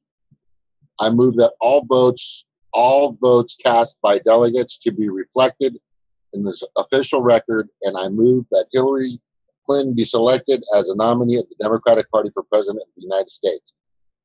So he didn't have to say that, by the way. Do you guys know that? Yeah. Oh, yeah. Yeah. So I think, you know what, Forsaken, I'm almost thinking that something happened just before or a day before or just in a moment. Somebody said something, and I just kind of feel like either he took the deal or somebody just said, you know what, if you don't do this, we're fucking blowing up your entire family. I don't know. But those threats have always been there. Threats, those death threats, since the inception of this country, it's always been threats. You're going to get killed. Fight for your country. And look, they didn't allow Nina Turner to talk. She was supposed to speak that night, and they didn't allow her to speak. Yeah, she was supposed to introduce Bernie, put him up for Bernie could have brought her up there. Come on, you're coming up with me. That's the good point I'm talking about. So what I'm really saying, and I know that and the Fed is definitely with me on this, is that people have had their moments to change history, or at least try to, or at least show that there is a darker side of Congress that they don't want to be a part of anymore. And the thing is that's a moment I believe that he could have really, really shined, because if he's had the black sheep in the family, and it is a family, it's a mafia family, you know what I'm saying? Okay. But this black sheep in the family that's been around for a long time, that's been used to doing this, or going against the grain, it seems like, in many ways, more than others, that to finally get to that point where he's almost there to make his big fucking statement, and then he just, you know, like a dick in fucking a pond in Alaska. I'm sorry. It was, and I can't figure it out. We will probably never know unless he's written some kind of secret memoirs to be released after his death. We'll probably never know exactly what went down and what happened. But there were just things. There was, I mean, he had this whole, I don't know, like after he talked to Obama, he just looked so dejected. Yes. I mean, I think up until that point, he really felt he had it, he had the chance. And I think that was the point where they were letting him know you're not going to have the chance. That's also when he stopped at that point, stopped asking for donations at his rallies. Yes. You know, and I mean, I think just a lot went out of him. They just let him know you're not going to get it. Yeah. And you saw him at the convention. Yeah, and I don't know what, you know, and I'm not sure what was happening with telling everybody to come to the convention. That kind of doesn't fit, and I don't get it. People wasted a lot of money. He didn't give up, and yet he didn't give up those votes. So that's kind of messed up, and that's what's really, I mean, really hard to understand. Yeah. That, you know, and how they treated the delegates, his super delegates with the white noise and locking them out and things like that. And I'm seeing all those damn neocons up on the stage with her ass. I'm like, Lord have mercy, Trump is gonna win. That's all I say. He's gonna win. Well, just think if Bernie didn't run, what would have happened with the third parties? Would it have been stronger, or would it have been? No, they wouldn't have been noticed. You don't think so? Yeah, they would have. You think? I don't know. The times are changing. If Bernie hadn't run, I think it would have just been politics as usual. But they can't be having these conversations. It can't be, because even be having these conversations if Bernie hadn't run. Hey, James. Wait. Let's just for sorry, Cheryl. Okay. Ended. You were saying that it can't be because of our the economy. The jobs are gone. Stuff is more expensive. Healthcare. People are becoming homeless because of health. Trying to pay for healthcare. I mean, it can't be as usual. That's what drives people out. That's what made people go to Bernie. Get excited about Bernie, because there's nobody talking about that. Yeah, but if he hadn't gone on the Democratic platform, nobody still would be talking about it, because nobody would have heard him. You know, it's just like every other time. You ask people out on the street, name a third party. Most of them won't even know a third party. Oh, of course. A handful that even heard of the Greens don't know a thing about them. You know, Bernie's the one who brought these issues to the forefront, and because he ran on the Democratic platform, and that was the main reason he ran. At first, he didn't even think he had a chance. He just wanted to bring these issues to the front, single payer and income inequality and all these different. Dennis Kucinich ran for president too. Before that, what happened then? He went through the same thing Bernie did. It's almost identical. Yeah. But he didn't have the support. He didn't. It just didn't get the movement going. Somehow Bernie sparked that. Yeah, but no, it's because of the economy made the spark. Because all these college kids, they can't. The college, the tuition is crazy. You graduate from college and you got this big bill, and then you can't find a job. I mean, the economy is going to do it again. These elections coming up, the economy is going to really. Bernie did something else. He got which Kucinich didn't do, and nobody has really done before, and that was get people out there doing all kinds of things to draw attention. I mean, and we had the Reddit thing and that going, and through Reddit they had people doing, putting signs up over highways and just doing all kinds of things that nobody had really tried before, just to reach the people in totally different ways. Hello. What was Bernie's James, platform? Yes, go ahead. I have a question. Okay. Why you don't hear about the Green Party all year round, trying to go for Senate and They do. ballot? They do. I don't hear it. Yeah, they run quietly. That's what they do. They've been around 20 years and nobody knows them, and you never even know the people who are running. They definitely don't know how to promote themselves. They don't know how to, get a voice out there. 20 years They do run. I mean, they're not going. CNN's not going to put them on TV. Well, why aren't they going door to door? Why aren't they standing on street corners and everything? Yeah. They do. Certain areas where I go, they go out in the street, they sign wave, they have crowds of groups that go to the door. But it's not that many. Where are you? In Michigan. Michigan. I don't know. Well, here, you never see anybody do it. I've never heard of anybody. Where you at? In upstate New York, right? Yep. Yeah. Well, I have Sherry, I can't pronounce her last name, Sherry Hakala here in Philadelphia. She's Green Party. And going back to this Bernie thing, people were upset at Bernie that he took all the funding away from other progressive people that could have had a chance. What funding away from what other progressive people? Because they instead of giving the money to other people, they're just giving it to Bernie. Who would they have given it to? I'd rather give it to him than anybody else. Well, there's a whole lot of people running. Whatever, who's like progressive? Who do you like in your area? Who's running for Congress? Who's running for Senate? All that money went to Hillary good point. Clinton. A lot of people, they don't really get investigative of the political process and what the parties are. They just think it's just Democrat, Republican, and that's it. And that's by design. That's true. That's by design. It's been that way for a long time. And that's why I believe that if we don't bring a third party into the mix, or at least up on the podium, we're just going to be doing the same shit over and over and over and over until we're totally fucked, until there's pretty much no more country anymore.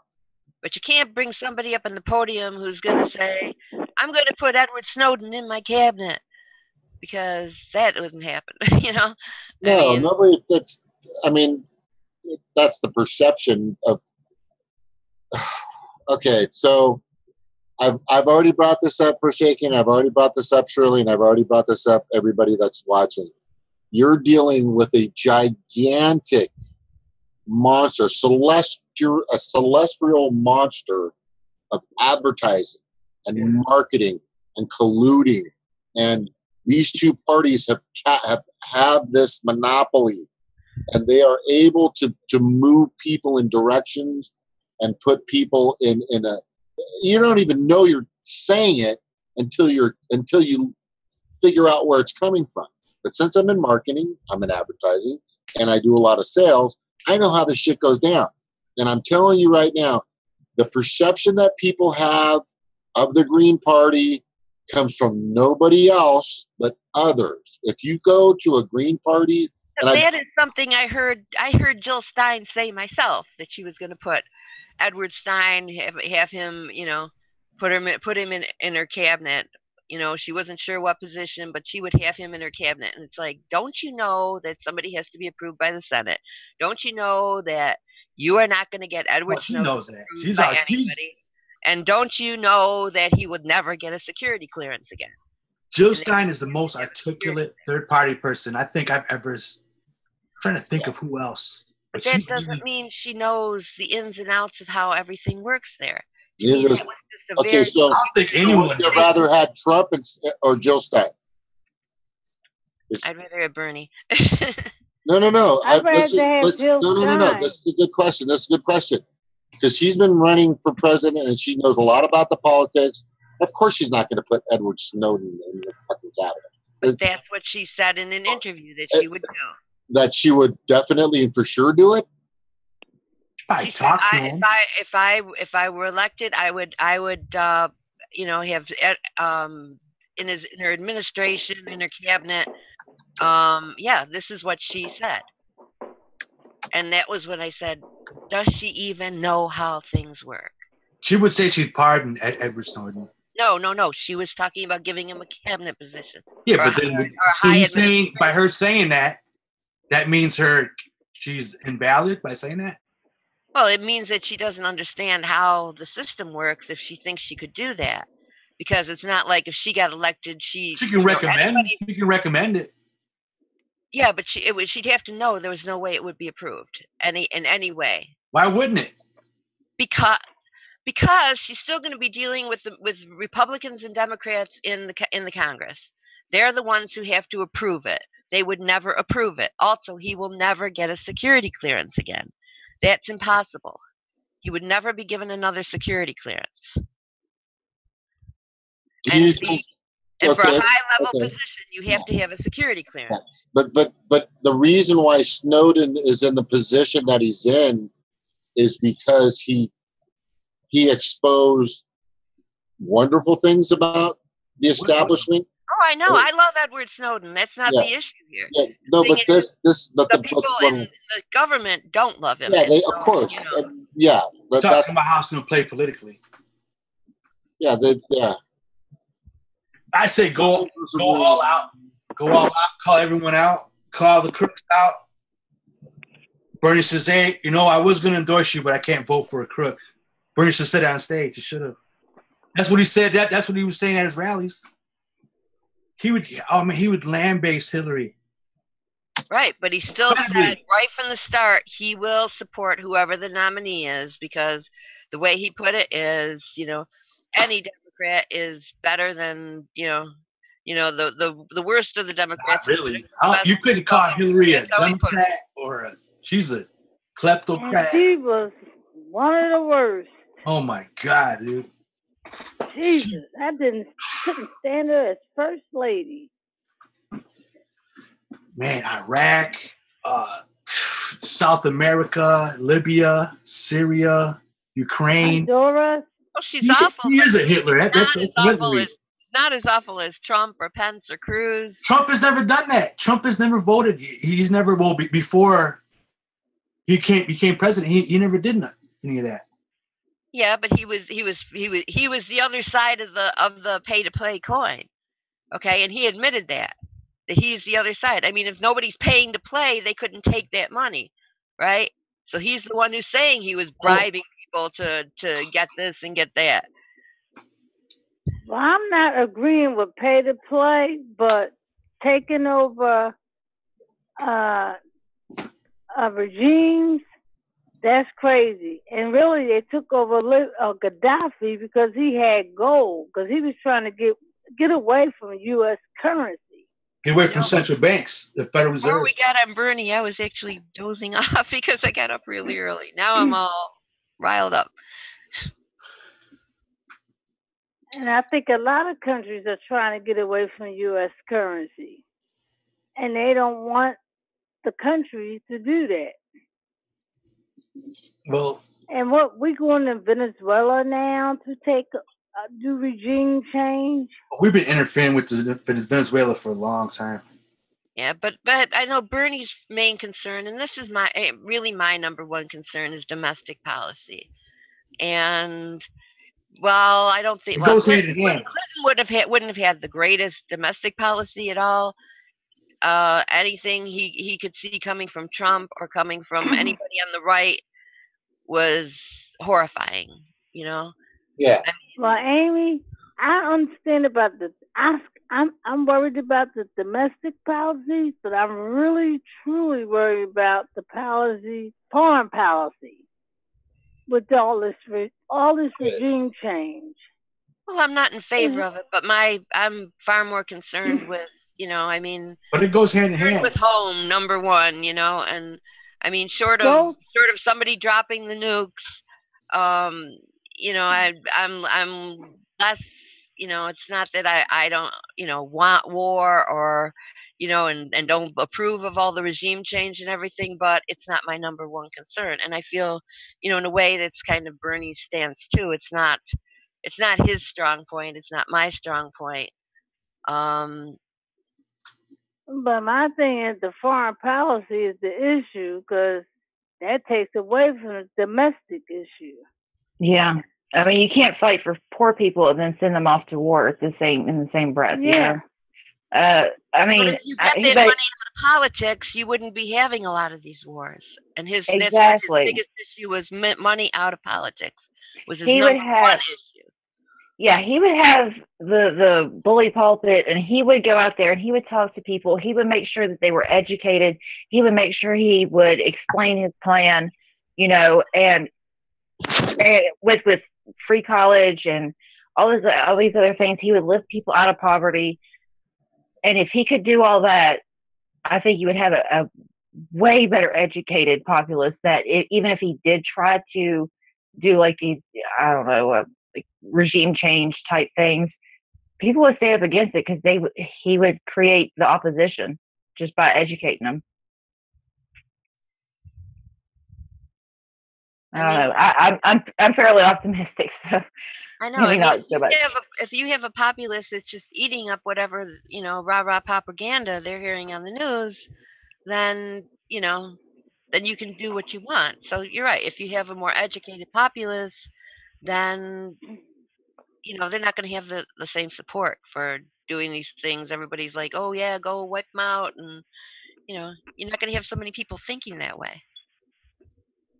And like I said, you get the money out, you get the military-industrial complex out. Yeah, it's a dangerous and unpredictable thing. Once you have educated people, they can start making decisions for themselves. Which is why what kills me, we want to do regime change in countries where they take care of their people. They're a socialist country. We're not a socialist country. Why are we trying to destroy those countries? I just don't understand it. It's all about money and oil and gas. They got something we want. The corporatocracy moves in mysterious ways. They got oil or gas or they want to take over their markets. We would never be able to fight Russia, Iran, or China. No way. What was that war Russia did for years? Was it Afghanistan? Then they finally pulled out. Snort, do you know what I'm talking about? Who, Russia? Yeah. Yeah, Afghanistan. Yeah, they were in there. Yeah. It was like 9 years or something. Now we beat them. We beat them at it. Now they're. Who beat them? We beat them by how long they stayed. Now we've been there since when? 2000. No, I'm talking about with Russia. Yeah, they were there. We even got over years, there. Right? Russia fought against them. Yeah. They were there for like 9-10 years, something like that, right? Yeah. Now we beat their and they record. pulled out. Beating in Afghanistan. Probably be there forever. You got it. We want to act like we the big bad wolf, and we're not. Thing is, once they go in and they tear the place apart, if they just leave all of a sudden, then that leaves room for the terrorists to move in and take over. There's room for the CIA to start funding ISIS. Mm-hmm. And what scares me, we back in Somalia. I remember Black Hawk Dam when we was ran out of there. So why are we there again? Business. Oil, probably. They must have something that the big money wants. The killing business. It doesn't make any sense. And it's a shame. I think they need to stop allowing these recruiters in high school for these kids. Oh, yeah. I really do.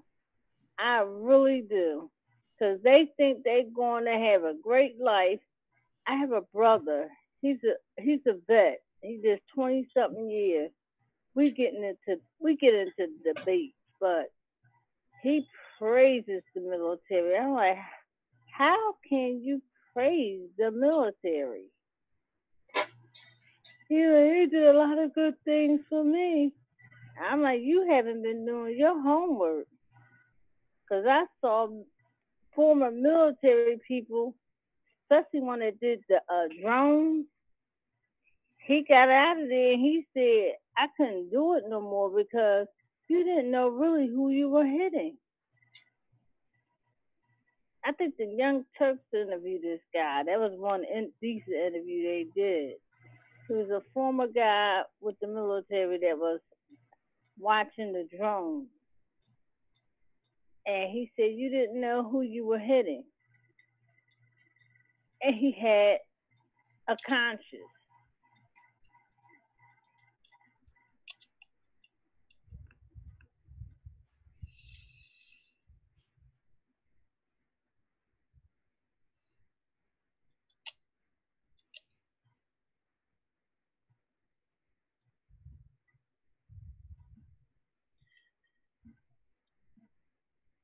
Hello? Anybody have something else to say? No, I just stepped out. I'm just trying to think. I'm just reading. Is that Erik? Erik, I'm still triggered. Triggering! Well, I was obviously triggered.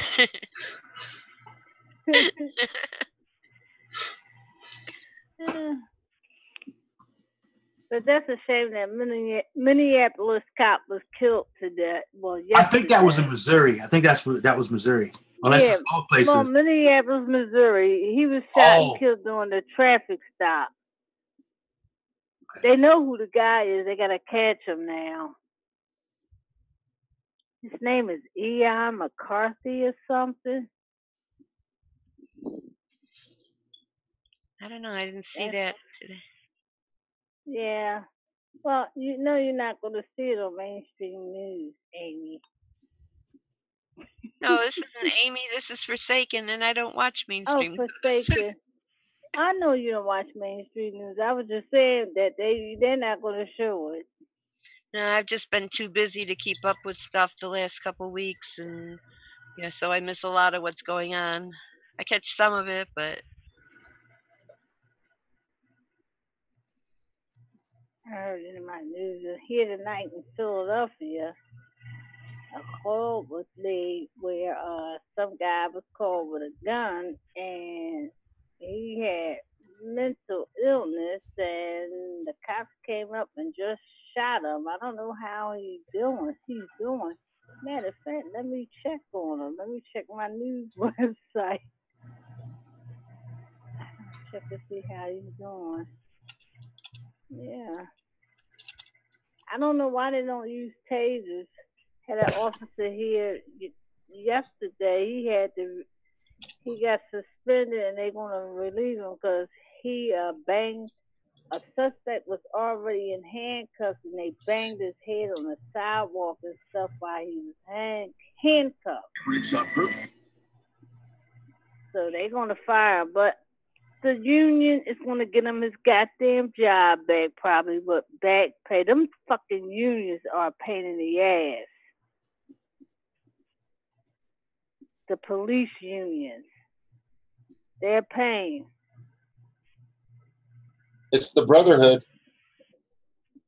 It's the Brotherhood. That's what they call it. I know cops. And they, like this guy, I don't know, the other day, this guy was saying it was brought up here that over 1,200 people, maybe you guys already said this, but 1,200 people have been killed by cops and there's not been one conviction against any cop. Oh, he's in critical condition, this guy. But wait a minute, I could tell the NRA is racist. Remember that cop, that Somali American that killed that Australian woman in Minnesota. They didn't support him. Blue Lives Matter. Now I wouldn't even say that's the NRA. Blue Lives Matter. They didn't support him at all. Yeah, that's everywhere, man. That's sad. It's And have you seen those ads the NRA's been putting out saying, kind of pushing for violent insurrection and? So I didn't see it, but I heard about it.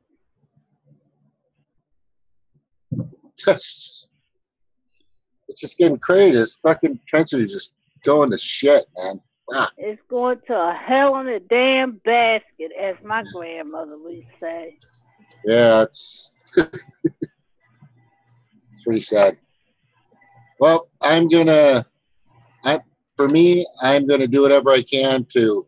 Hey, so what would it take to petition to have a primary for a third party to have that nominee be the challenger against the other two parties? Would that be a lot of work, or I mean, it would be a lot of work doing legal research. I tell you that much. Yeah, What was that? We brought this up a while back, where if we could just have a primary aside for a third party member to be able to run against the one party posing as two. But James, do it before the primary. Yeah, before the primaries come up. Yeah, that'd be good. So, well, I mean, Forsaken is Amy Forsaken? No. Okay. I'm not Amy. Amy's somebody totally different. Yeah, because Cheryl called you Amy earlier, and I'm like, I don't think that's Amy. No, sorry. But anyway, so. But don't third parties usually have their own primaries? I don't think so. Because, I know the Green Party has a primary. There was more than Jill Stein running, and took the primary. So that was you have to go looking through some old legal jargon and stuff to see how you can get a petition or something to get them legit where they can get in the party. Because they changed that law after, who was that? Rand Paul ran? In Kentucky, every state has their own laws. Like, you couldn't run for president and run for senator. So they tried to. Republicans and Democrats changed it when Rand Paul ran. Yeah, every state, they got their own rules. Yeah, I'm gonna look into it. I think smaller parties like the Green Party and that, I think they did it more like having just a vote at a convention instead of, saying running a primary on primary day the same day as the Democrats and the Republicans and having people go and vote. The Green Party is not that big to have primaries like that. I don't think I've ever seen a primary for Green Party. Yeah.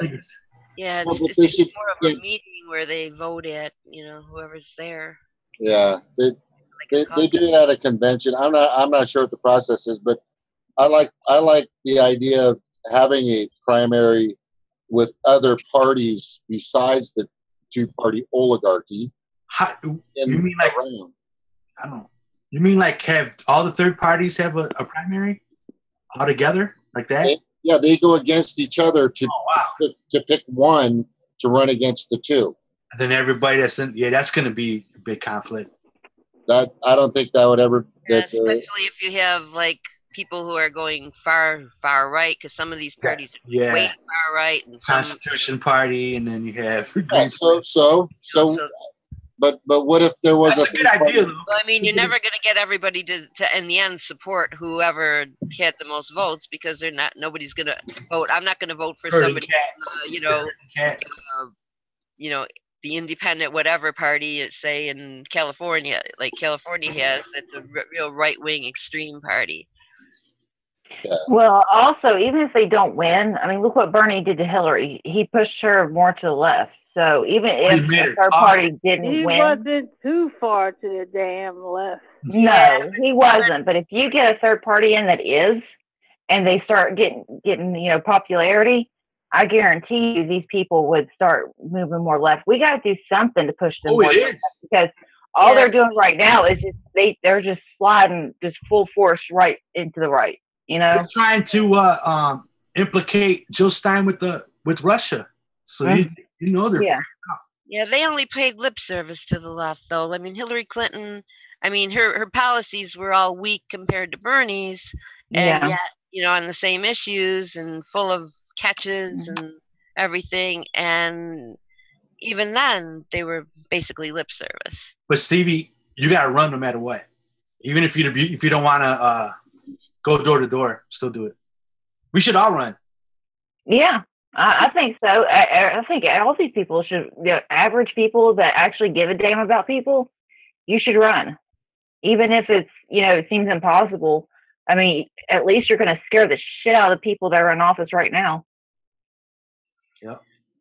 Trigger them. I mean, look at Joe Manchin right now. Joe Manchin's losing his shit right now because he's getting primary. So, I mean. Also, primary position matters. One state, Iowa, where I'm at, I think really matters that there is a caucus for whatever third party pops up, regardless.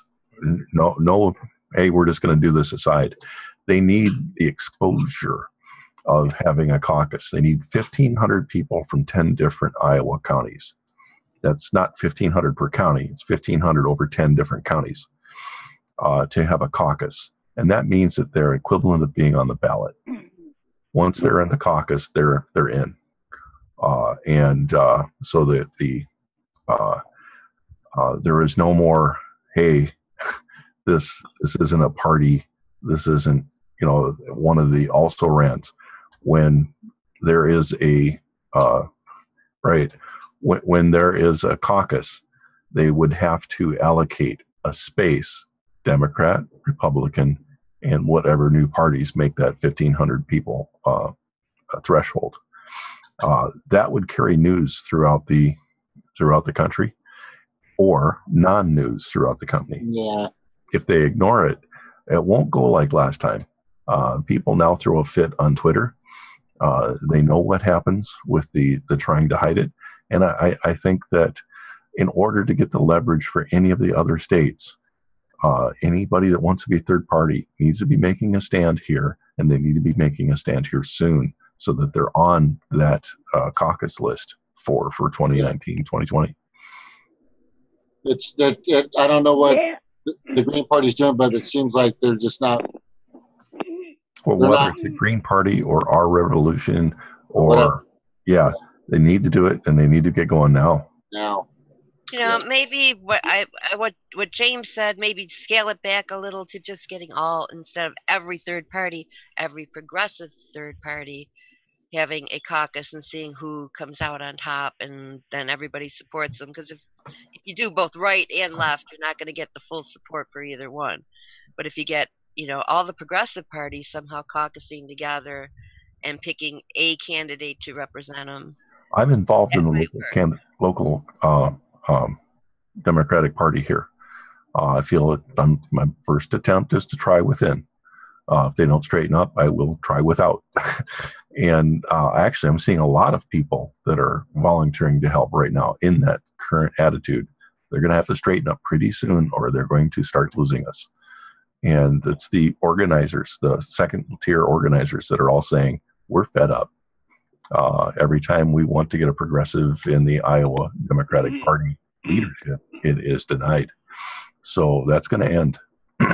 But if there was a third party created, it would probably be equal in size or slightly larger than the current Democratic Party. And it wouldn't be an experienced group. Like I said, it's the second tier people, the people that aren't the ones making it into office now, but are the ones that have been working behind the scenes to get those people into office, and they're fed up.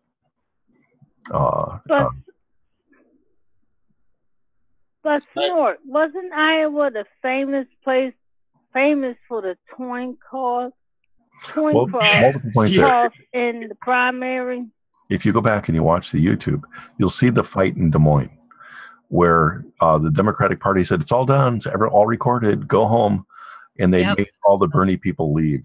And then they recounted. And they said, okay, now we win. So Hillary would not have won Iowa if her people hadn't done that. She lost Iowa. She lost it. And I don't believe that all 6 of those coin tosses, as far as I'm concerned, they threw the coins up in there. They didn't look at the coins to see what they had. Whatever Hillary called, that was what it was going to be. And when I heard that, I'm like, I ain't never heard nothing like this before in my life. South Dakota draws cards. I'm not making that up. Rock, paper, scissors. Yeah, it has to be a gambling method. Indian wrestling. I personally think that and when I suggested that, I was laughed at. And I think that it needs to be coin toss only for the last tie. That's it. So when they had 3 versus 3, it should have went 3 versus 3. Neutral. When they, if it had been 4 versus 6, then it would have been different. But no. Until they get to an odd number, that's the only one they should be able to use a coin toss on. And personally, I'm more that they don't record it. If they didn't win, they didn't win. A tie is a lose for both of them. Yeah. We must be able to do our voting without the more than 1 vote per person, and that's not being met when we have super delegates. When I bring up that, I was also laughed at. And the first meeting that we had, first couple meetings that we had after the big loss, the Democratic Party just in our county absolutely just didn't go. The county south of us had the distinction of having been the county that voted most for Obama, and then in the last election voted most for Trump. I mean, this was the density, votes per person living in the county in the United States, both of those, and it was that extreme a shift. And that's not your normal, hey, I'm voting with her. That is, I don't want her. Nobody fucking did. Now, I just attended a 4-county leadership meeting. Again, we're not the people that are the candidates. We're the ones that try to work together to see what we can do. And there are some major doubts in the entire northeastern corridor over whether or not we will go with the candidate that they seek. I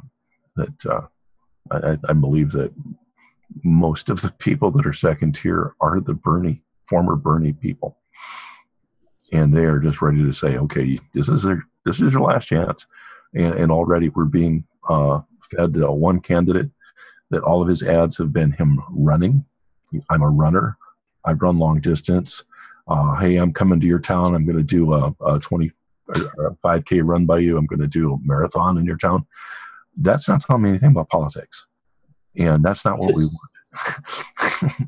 And I just know that the Republican ad, I've already seen it in my head. We're going to have this problem. And it's going to be that guy's out running. We're going to have this problem. That guy's out running.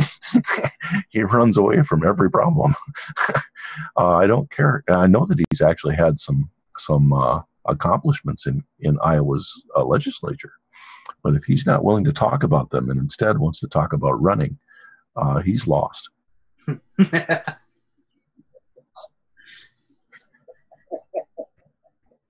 I mean, to me, talking about running only and not talking about the issues is the same as just getting up and eating hamsters during the commercial.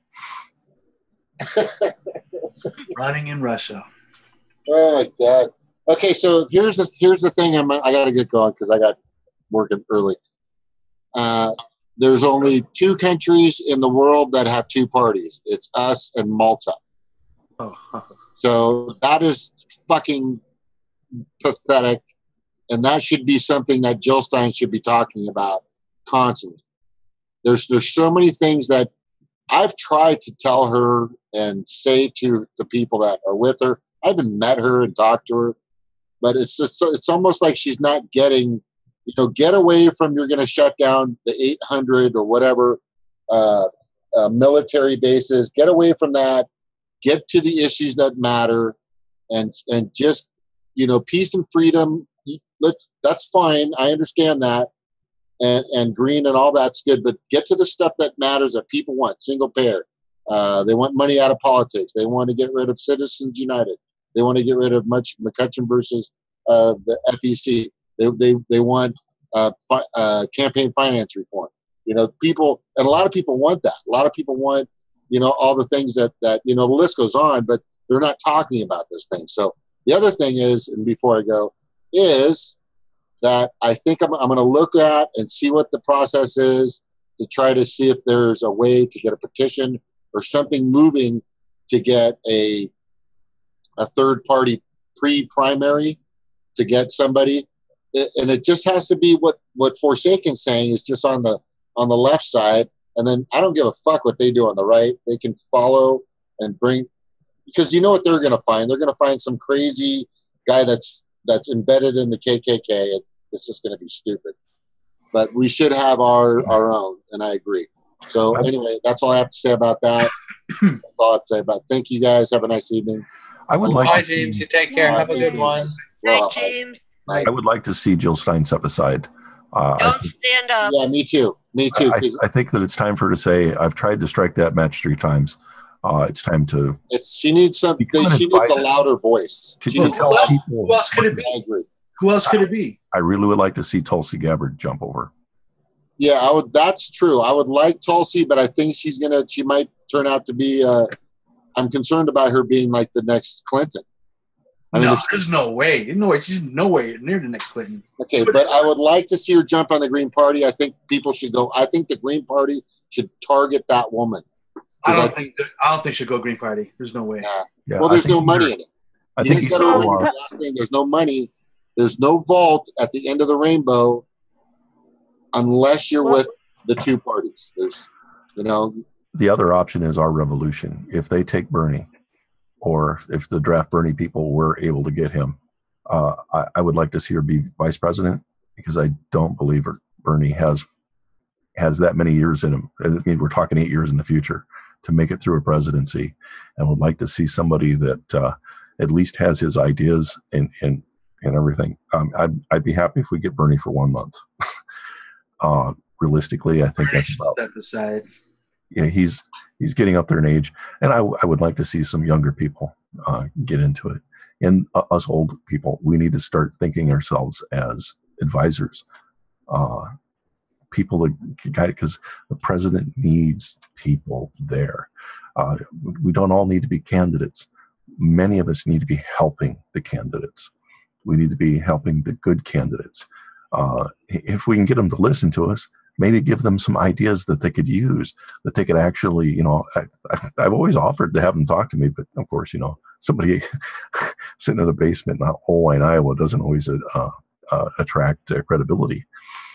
But I've always said, if you want to talk about anything, call me. And, the only person that I ever talked to that I felt was listening actually did speak to Bernie Sanders, and he did seem like he was listening. I talked to Bernie a few times. All right, I gotta get going. Talk to you guys tomorrow. Bye. Have a good one. You take care, Stevie. The search for other possible candidates is pretty elusive right now. Not only on the Democratic side, or let's say the non-Republican side, but the Republican side as well. I mean, they burned 31 candidates to get Trump into office. 31 people were felt to be less able than Donald Trump. What are they going to throw out next? there's the Democratic Party's in trouble. They're gonna have to. They can't put out another establishment Democrat. They can't do it. Well, yeah, as long as we keep up the tweeting as soon as they throw up everybody that they throw up, what is wrong with them? Why we won't vote for them? I think they're going to try to get Trump elected again. Well, Democrats. It might happen. They'd rather have Trump elected again than.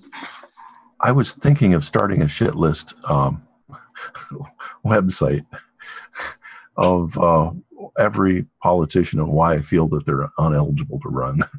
You know, like that'd be a good one. Cory Booker. Oh yeah. Here's one thing: it'd be very, very popular, and people would be like, "Oh shit, this is great." I wonder how quick it'd be shut down. It would. Oh, it would get viral. Yeah, people would try to shut it down, but you know what? People will start posting it up. People will archive that shit immediately. Then they'll start sticking lawyers. Yeah. And I don't believe in Tulsi Gabbard anymore since she voted against those sanctions against Yeah, but she's in Russia. Congress, though. Congress. And then those sanctions are pretty weird. There's a lot of loopholes in those sanctions. And they tied Trump's hand where he cannot remove Russia from it.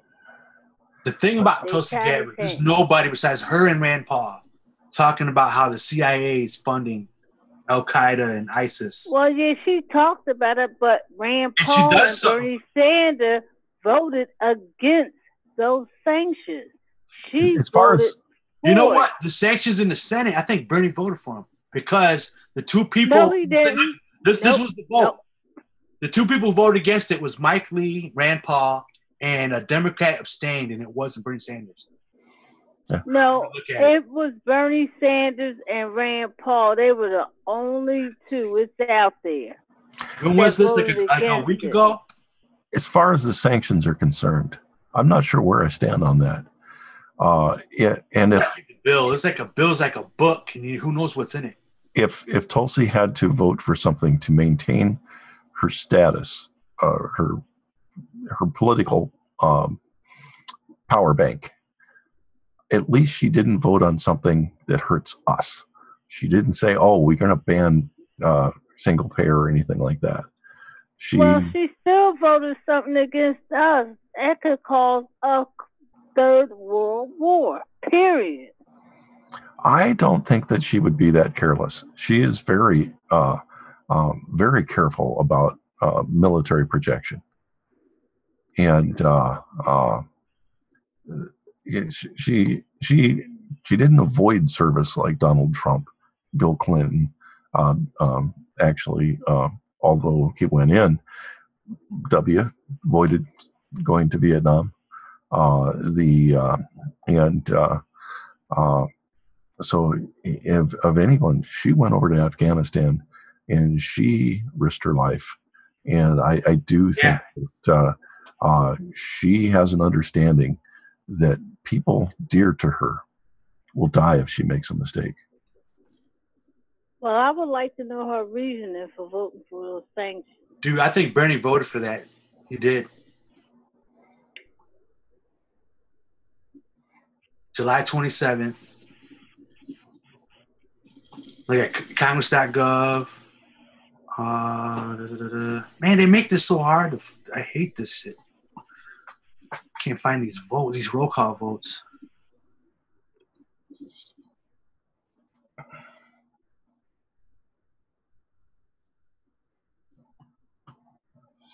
Another thing I'd like to see in the Iowa caucuses, the caucuses are voted, but they're administered by the parties themselves, and I think that needs to stop. I think that it needs to be hands off. You're going to be doing it with in front of elected officials who have to be doing things in the open, and getting that done is going to be very tough.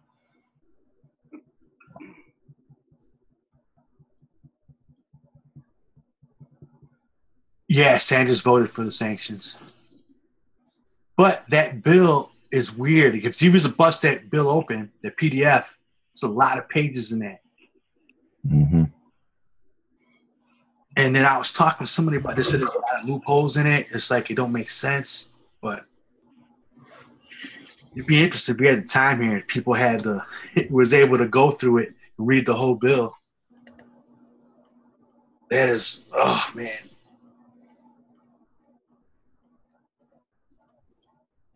I bet you these senators didn't even read the bill.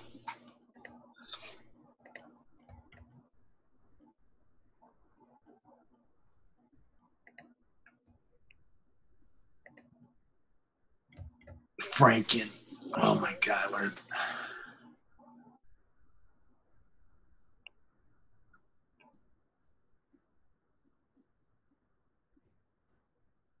Yeah, so I guess there's going to be, I linked the article, there's going to be a couple of Green Party running for governor in Ohio and New Jersey. But I don't know who else is running. Iowa has a independent called Fegan running.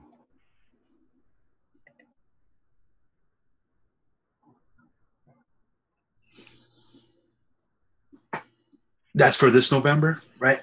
Iowa? Yeah. Coming up pretty close. Well, it's next year, okay. But the race is on. It's November 2018. Governor's race. Midterm elections.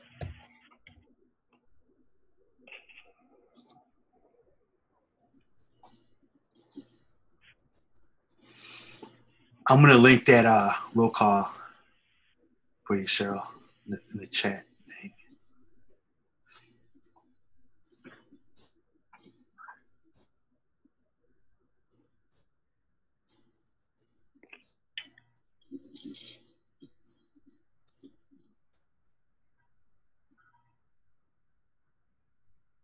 Did anybody watch Same Progressive's video today? Yeah. No, I haven't. It's pretty deep. I hadn't been able to sit up very long for a week, and today I went and got a haircut. You should buy a Flowbee. I considered that. I've actually had my haircut twice with one of those. I went to a barber shop. Barber gave me a cut with a Flowbee, and it took a minute or two. I wasn't dissatisfied with it. I wasn't, and I paid the money, left a tip. Did not see a difference in quality from the haircuts that normally are snip, snip, snip, snip, snip, snip forever. I have very, very thick hair. It's not Trumpy. So I was happy with the Flowbee. I went back to get a Flowbee cut again, and the other barber fired him because I think people were asking for the Flowbee. It's kind of hard to justify $15, $20 when it's only a 2-minute cut. But like I said, I didn't mind. I was happy that I didn't have to wait in a huge line. And when I got up there, it was quick. And I didn't have hair down my shirt. I always hate the little pieces of hair. Hey, who was it said that Bernie voted for them sanctions? That's a lie. He did not vote for it. It was just him and Rand Paul. I link you the vote. They voted against it. It was 98-2 the vote. Yeah. And they were the two that voted against it.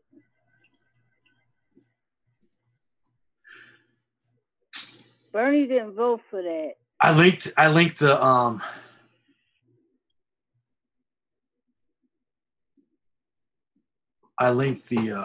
I saw that on Power Post. I never went on this before, but I know I always heard that Rand Paul and Bernie Sanders were the only one that voted against it. So whoever got that lie out there that Bernie voted for is lying. I'm the one that's saying it. He did. Well, you need to stop saying it because he didn't vote for it. Well, look at the roll call. What? Look at who?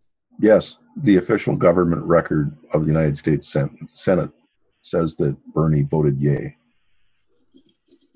It's hard to believe. I'm really beside myself with what Bernie's doing. I don't. Van Hollen? You said the Wilcox? The Wilcox? What's that? Who's that? No. Tell me what to go to. I linked it in the chat. Senate.gov. The roll call. Yeah.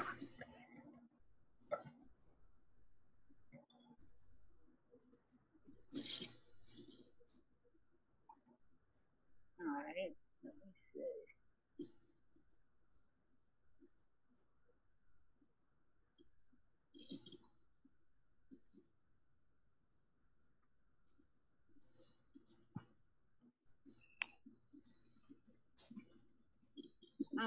One there. Let me see.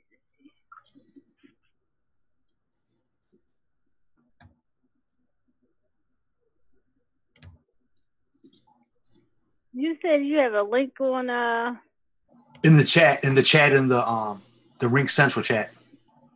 Okay, let me see. Yeah. Rand Paul and Van Hollen are the two senators who voted. Well, Van Hollen, he abstained. He didn't vote, and Paul said no.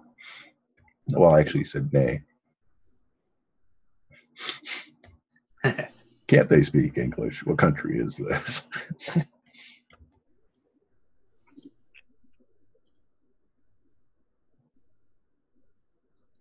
I suppose yay and nay are English.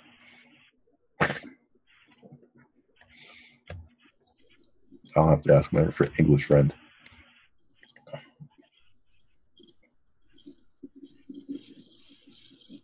I don't see nothing in the chat.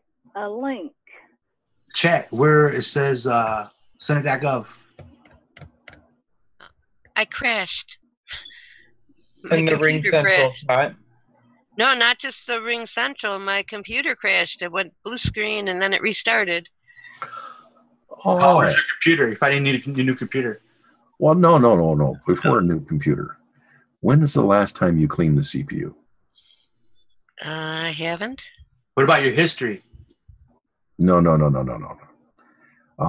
Crashes tend to be heat, and they tend to get worse. Bad fan. Do you have a cat? Yes, I do. Is it a fluffy cat? Yes, it is. Actually, I put a new drive in. That's not the drive. A couple months ago, and I cleaned and I dusted out the whole computer when I did it. Okay, let's go back in again. Next time, do you have toothpicks? Yeah. You'll need to do this with the computer off. So now is not a good time. So you'll take a toothpick and you'll put it in between the fan and you'll push it along the fins inside the radiator, inside your computer box. And you are going to be amazed how much cat hair you get out that won't come out with just blowing it with air. And then when you're done, and this will probably take 20 minutes, just a moderately fluffy cat can choke up a CPU in 2 months. If you've never cleaned it, I'm assuming that you probably have an air cleaner in your house, but the cat hairs are still collecting in there. You'll probably also have some in the power supply. Have you noticed any change in the sound of your CPU fan? No, everything's still pretty quiet. Okay, as long as it's not squeaking, you're probably doing okay and you can recover it. But this is the most common cause of CPU failure, is overheating due to animal hair. Now, the second part of that. So you mean like clean out the fins in the heat sink? That is correct. Every fin. Do that. Do not bend them. Just, you haven't done that? No. Okay. Carefully with a wooden object like a toothpick, pick them out. If you have a dental pick, those are even better. Now, the angle of the fan tends to make it worse. And for somebody who isn't skilled at removing and putting the heat sink back on, I do not recommend removing the heat sink. That's why I recommend working it in through the fans. Now, you'll notice that you have to spin the fan a little bit to get it to go straight across. And you want to go with the fin. You don't want to go across them, because that basically is going to destroy your fins. But you're going to have to get all that hair out, and it's going to collect all around in there. And majority of the time, that's it. If you've had any mold issues, if it's in a damp area, that hair will pick up mold and grow mold, and that grow into clumps. Yeah, I know there was a lot of dust and a lot of hair caught up in. Your cat doesn't do it on purpose. If you do see it doing it on purpose, you got a problem, cat. Well, I'll tell you, he and his brother, this was some years ago, I woke up and they had turned on the computer and the monitor. So I never know what he might be up to. Cats might be smarter than us. Yeah. Hey, Enid, what date was that thing voted on? Oh, and one more question. Is there any way, it blue screened and I couldn't read the message, is there any way I could... You pretty much have to have your cell phone ready. Are you using Windows 10? No, I'm still on XP, and this... Oh, wow, XP? Yeah. You have no hope. Awesome. I have XP, and I have programs I do not want to give up that won't run on anything. How old is your computer? How old is it? 8 years. Oh. Are you sure it's 8 years? Because you got XP. Yeah. It might be older than that. No, I built it, so I know how old it is. You built it? Okay. Yeah. Okay. She probably carried her OS through from another computer. Yeah. Hey, Enid. Who, me? End. Yeah. What's the date that bill was voted on?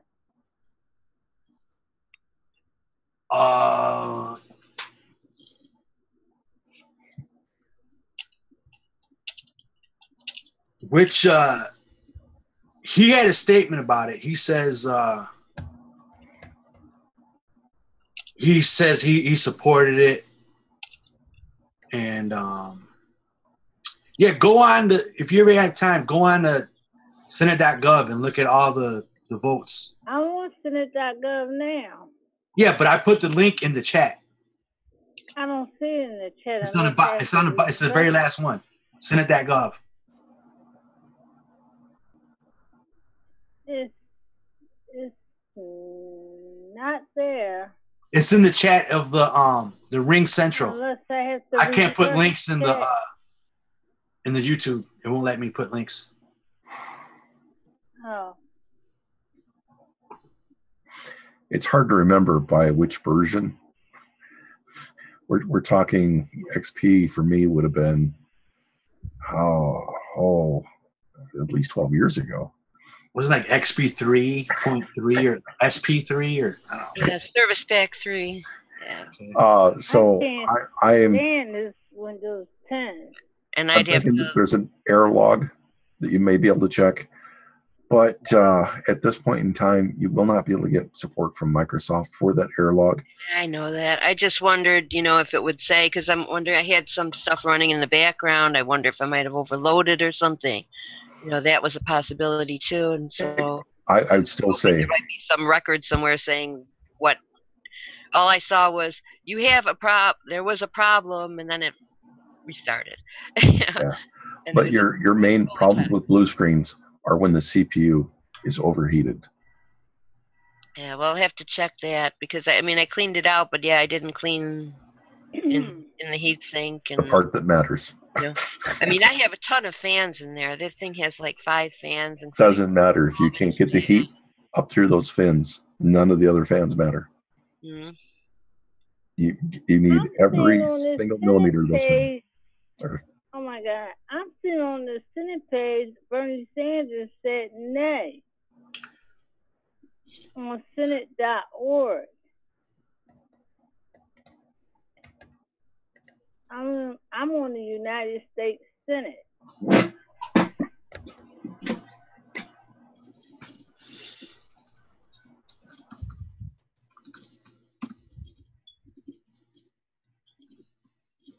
Van Halen voted yay. Oh, he abstained. No, it says yay on Senate.org. Bernie voted nay, and I'm gonna go look here now. Rand Paul voted nay. They were the only two. So I don't know what you saying that Bernie voted for it. Well, there's a couple votes for the sanctions. Yeah, I see that one too. Because they were the only two. This was July 37th. It was July 27th. I'm on that page. 98-2. Yeah, you're right. But he voted for it before. I think I did see something where he voted before, but something it was for something else. But this time he voted against it.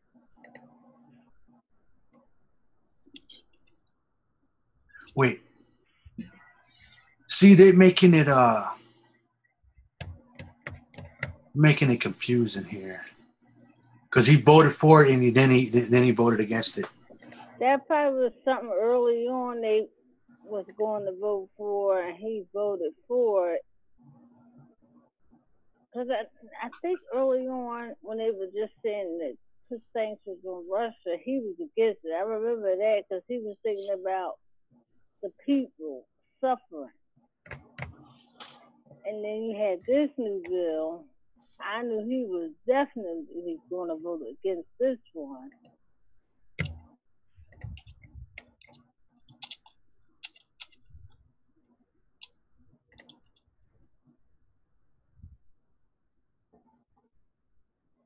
And because he said he voted against this bill because it hurt Obama's legacy, that Iran did. Yeah, because of the Iran.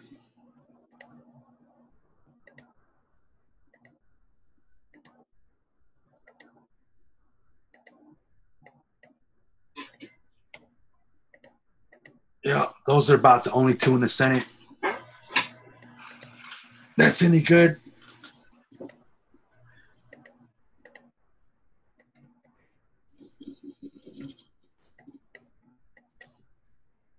So I'm not giving up on Bernie. I don't care what anybody else says. No, I don't like what he's doing, but I'm not giving up on him at all. Well, I mean, it's like it's pretty sad that the most of everybody in the Senate is like really bad, really horrible. Besides Rand Paul and Bernie Sanders, but then Bernie Sanders got real bad foreign policy, super bad. No, but when during the debate one time, he gave the most eloquent speech about Israeli and Palestinian conflict. I'll never forget it. And it was so like he did it in New York, and they claimed that affected him losing New York, but I don't think so. They were stealing his vote in New York.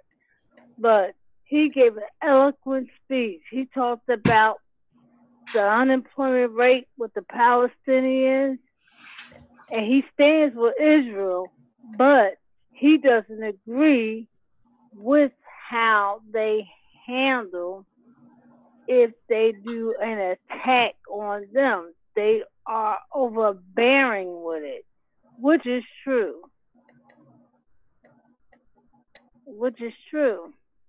Look at this, because I'm strongly supportive of the sanctions on Russia included in this bill. It is unacceptable for Russia to interfere in our elections here in the United States. Well, Russia wasn't involved in that. Well, you had that forensic kid that came out and said that stuff was taken too fast from the DNC, and that was not some foreign agent. That was somebody here in the United States. They don't want to admit it yet, but that Russia thing is starting to die. I thought it was when it came back again with Mueller having the grand jury, then it comes back all over again. And he needs to be recused because he's nothing but a Hillary supporter and all the other attorneys he put on the case. How did Mueller sneak in there? Was that Sessions? I don't know. I'm telling you, the deep state is working in there. They're trying to overthrow Trump. I ain't never seen nothing like this in my life. Oh yeah. Never seen nothing. I don't like Trump, but I have to defend him because my husband be like, "You're a Trump supporter." I'm like, "No, I'm not." But it's not fair what they are doing to him. It's not fair. It is true. What they're doing to him is extremely unfair. And he's calling out on their bullshit, and I'm actually glad he's doing that. Let him do his job and let him fuck up and let the American people decide what he's doing wrong. I mean, this is crazy.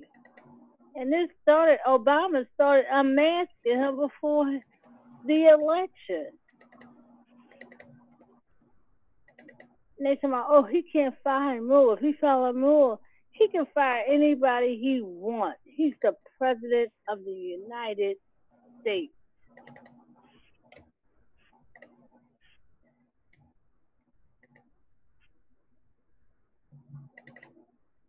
And they'll say, oh, he's trying to fire him. They're trying to get rid of the Russian investigation. No, he need to get rid of him.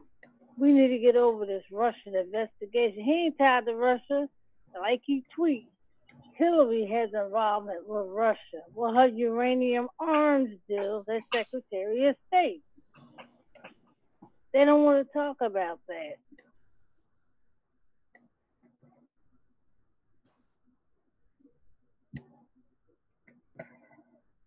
Hey guys, I'm going to get ready to go. I'm still triggered and I'm going to go to bed. Triggered! You have yourself a wonderful night, Shirley. You take care now. Yeah, Alrighty. night, Shirley. Night, Good Shirley. Later. Bernie forever. Bernie's sister. Bernie's sisters.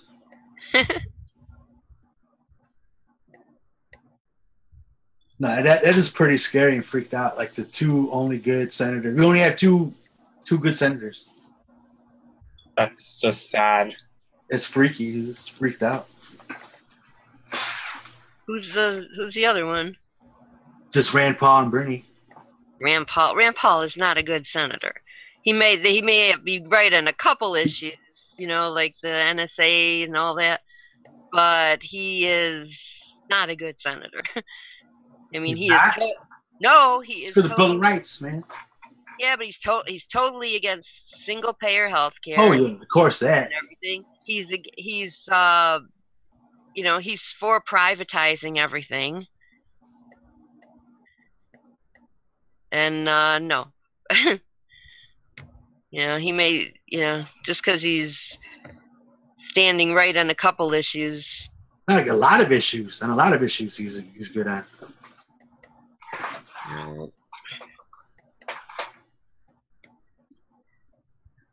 Not enough. First Amendment, Second Amendment, Third Amendment, Fourth Amendment. Second Amendment that's interpreted any way they want to interpret it for their, Bernie's for it. That's one thing he had to shy away from. He had to be like, he had to walk back on that.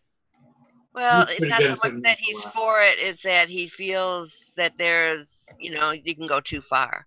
He was pressured to move back. That there are people, like you said, in this state, there's a lot of hunters and things like that, and you can't, go too far, to the point of banning guns and all that, but,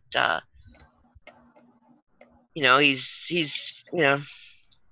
may not be as far on it as, a lot of that's the Dems issue, and I don't know why that is a Dem issue, being against the Second Amendment. It's ridiculous. Shouldn't even be an issue. Yeah, but there's interpretations of the Second Amendment. And like it says, for the right to bear arms, form a well-regulated militia and that. And the whole thing is, plus there's people all saying, well, that was to protect themselves against their government. That isn't why they were talking about militias anyways. It was because they didn't have a standing army. And in case they were invaded again by Britain and that, they had to have, you know, people that could come to the ready. And we wouldn't have it. There wouldn't be a United States if it wasn't for Second Amendment. But that wasn't the way it's interpreted now, that everybody can just stockpile their guns and everything. That's not what it was about. It's about defending yourself from a tyrannical government. Yeah, but it was actually about defending themselves from an invading government. Not, you know, and that's the thing. They're saying, well, it was to defend themselves against their own government. No, it wasn't. It was the government writing it, saying they were writing it because they didn't have a standing army. So, you know, if the British came back, if they needed to have, you know, members of the populace who were part of a militia to fight them until they could call up an army. The militia were not for an army. The militia were to prevent a slave uprising. Well, that too. But you know, but they didn't have a standing army. So, you know, if you know, we were to be invaded again back then, when, you know, the British they needed to have people who, you know, had ready arms that they could, you know. Yeah, it wasn't a concern. The militia should not be infringed. Yeah, but the militias were for preventing slave uprisings.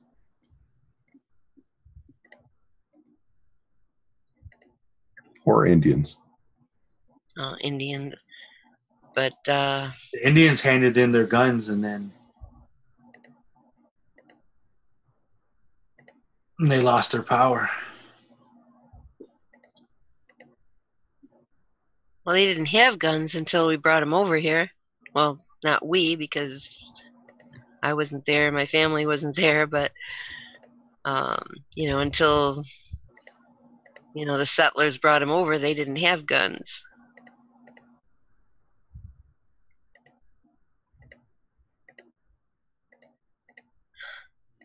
Oh, someone. Okay, monster. What kind of CPU do you have? It's a. Oh, I can't remember offhand what it is. Quad core. Oh, it's a quad core. Yeah. I need a new computer, man. It's 2011 because I have like 100 web pages up, 3 browsers going, and I know. I need to keep up. Way too many things going, like 3 browsers and tons of tabs and running stuff, and you know. And I only have very few things running though. I have all kinds of stuff running, and I only have, you know, with XP it'll only recognize 4 gigs of memory of RAM, so I can't really, you know, I could put in more RAM, but it's not going to do any good.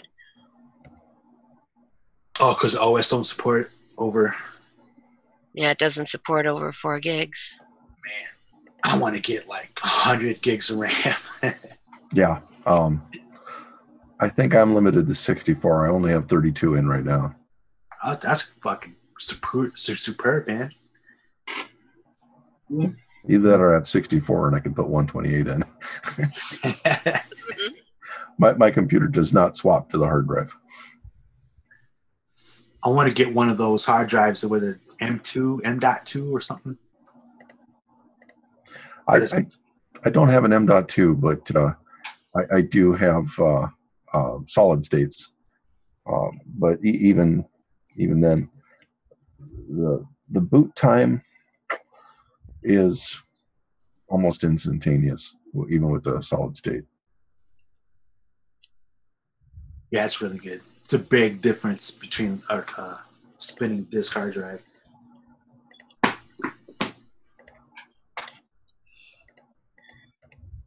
Yeah, I don't know, you know, I don't know what to do because I like my XP. I like the way it's set up. I like everything. I have programs that will not run on 7. They don't run right on 7. I'm actually surprised that you're able to get in here tonight. Yeah, I'm surprised you're able to work YouTube and Ring Central. That's pretty good. Your mic sounds good. My computer is 16 gigabytes, and it's like a gay big one. Still pretty good, though. It's still very fast. A desktop or a notebook? A laptop. It's got 60 gigabyte of RAM. 16. Wow, that's great. I got 12. Cool. Yeah. I had to add to it. That was pretty hard. I broke it trying to install it. I can't do everything. I can't go into the Slack room. I'm getting ready to make my daughter a new one. So we'll have 3 24-inch monitors. I can't remember what we picked for the graphics card, but we're going to put a GPU in instead of graphics card, and then 8 5.5 gigahertz cores, and probably either 32 or 64 of RAM. And I don't think she's going to have to swap to her solid states either. But it's nice that you're able to keep the XP so long. You've done an excellent job if you've kept it going. Yeah. But don't be surprised. I know I'm hanging on by the edge of my teeth, just trying to keep you it still going get updates for it? as long as I can. Huh? You still get security updates for XP? No. No? Well, you can get some security, like they had the security update for, when they had that worm, whatever going on a while ago. I'm so tired. And, that they included it for XP, but generally you can't get updates for it.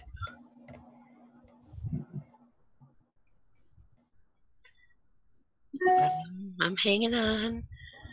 You're always one day away from some new driver or some new update from software that's going to knock you out. Yeah, there's some sites that won't let you on without a newer browser, and I can't use a newer browser. Because it's only like on Chrome, it's only like 49 something, 49. I forget which build. That they could code and program for XP, but they just don't do it. They make websites work better on XP. Microsoft wanted more money, and they wanted the government, which kept paying them to expand XP rather than buying new operating systems. They wanted the government to start buying the annual service. So they said, we're going to discontinue XP in order to guarantee that we can start charging you for operating systems every year, or is it every 2 years? But it's on a subscription service now. When a CPU is replaced, it has to have a new operating system. And the only XPs that are allowed are special weapons control systems. And Microsoft has a specific contract for those exact machines. So they're still using it for that? That's crazy. Yeah. So I'm surprised they let those updates go to the rest of the world, because only the government's paying for them. A friend of mine uses a old Macintosh from the 80s just to read his email. Looks so weird.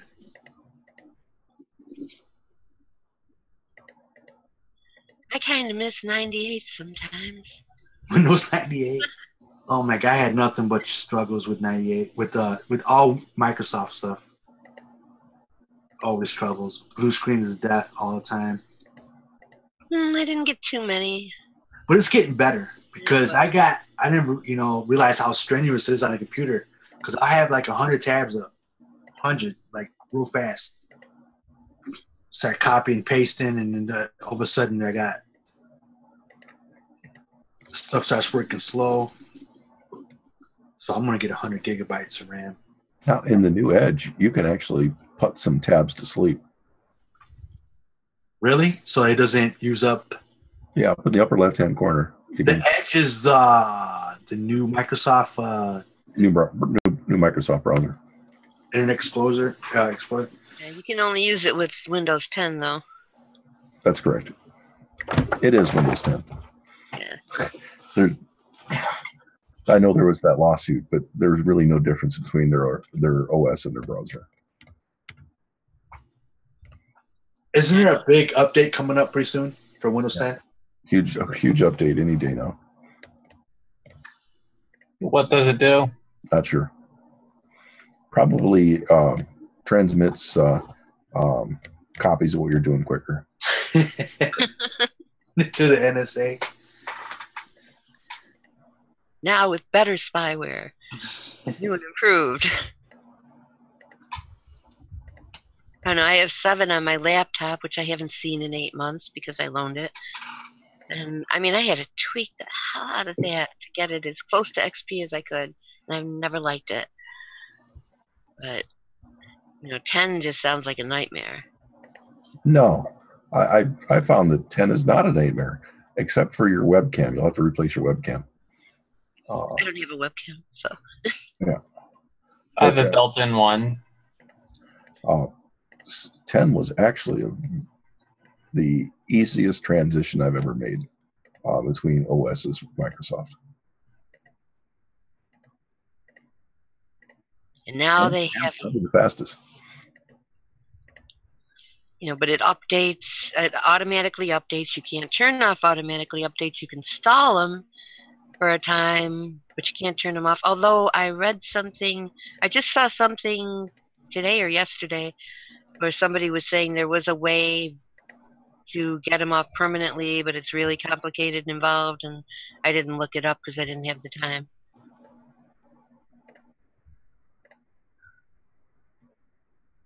But I don't like anything installed automatically. Just like I don't do automatic payments for any of my bills, I want to review everything before I, before it goes. So I've always turned off automatic updates and always gone and picked and chosen which ones installed security updates, and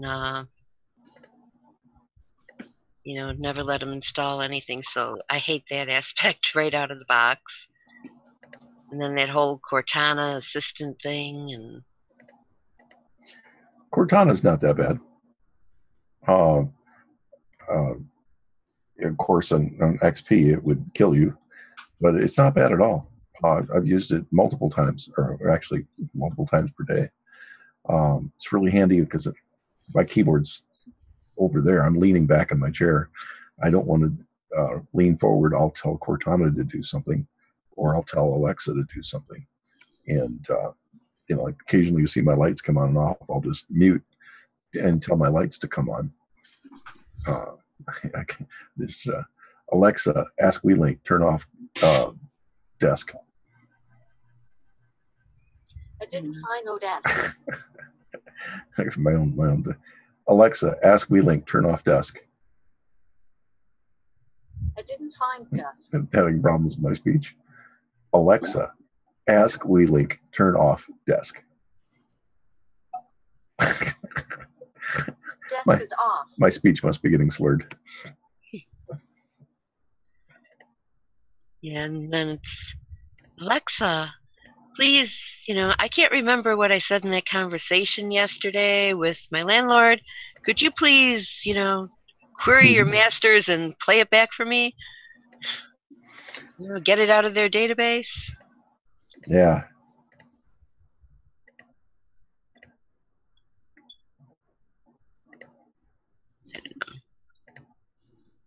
I'm a little bit of a Luddite, I guess, when it comes to that.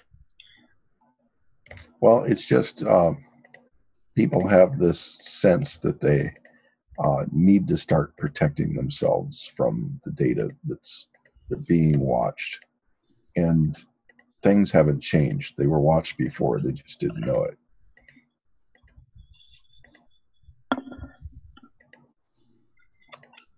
Yeah, but they didn't have, I don't know, but that level of technology where everything can basically spy on you. They didn't quite have it at that.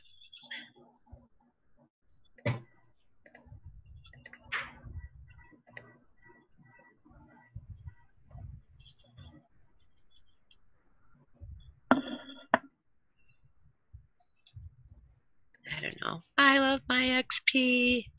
Yeah. Well, keep it as long as you can. But again, CPU overheating is the major cause of that. The second one, if your computer is that old, mismatch between the metals in your memory and your motherboard cause what's called dendrites. They're changes in conductivity and mess up signals between the memory and the CPU. And you might want to pull your memory out, push it back in, lock it back into place. And it just breaks it all up and lets it start fresh again. That's a very easy maneuver. But still, I mean, this is as bad as Donald Trump tweeting. The cat's there. The fins haven't been cleaned.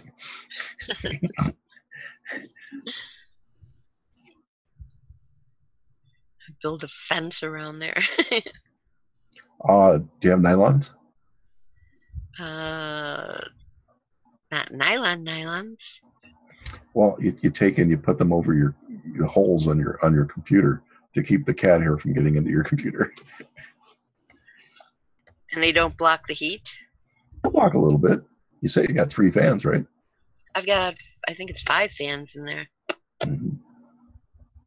It's one in the front, one in the front, one in the back, one in the top, a big one on the side, and I think there's one other one. It might be one blowing on the CPU or something. I don't know. Yeah, clean it up. Open it up and clean it up.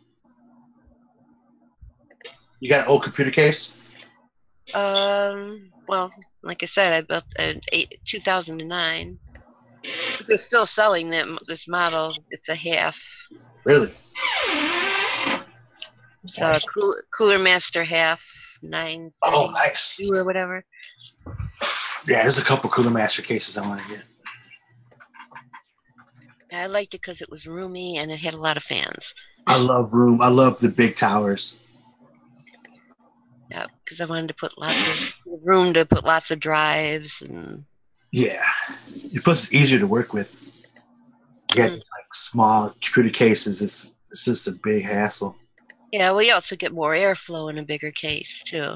So, but it's heavy like a klutz. I mean, even before I put anything in it, the thing was a heavy klutz. It's like it's heavy. It's like heavy gauge. Yeah, it's a klutz. I can't just pick it up and carry it because the case alone was, I think, like 40 pounds or something. Yeah, it has to have handles. Computer case. No, it doesn't have handles. For me, I had the next case I get. They have to have them because it's make it more. This is just easier to move around. Big, heavy metal case. Actually, I'd like to put another drive. I bought that new drive and I have it almost full already because I had all this stuff. I was running out of space and sick of burning everything to disk because it takes forever and.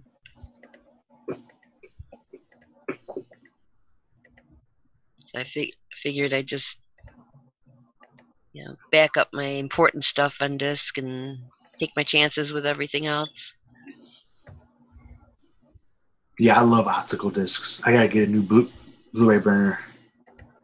Yeah, I still don't have. I have a Blu-ray burner on here. I want to get one. I have 2 DVD burners, but I haven't put a Blu-ray on there yet. Thinking about it, especially now that the blank discs have come down in price. Not for Blu-rays too much. Weird.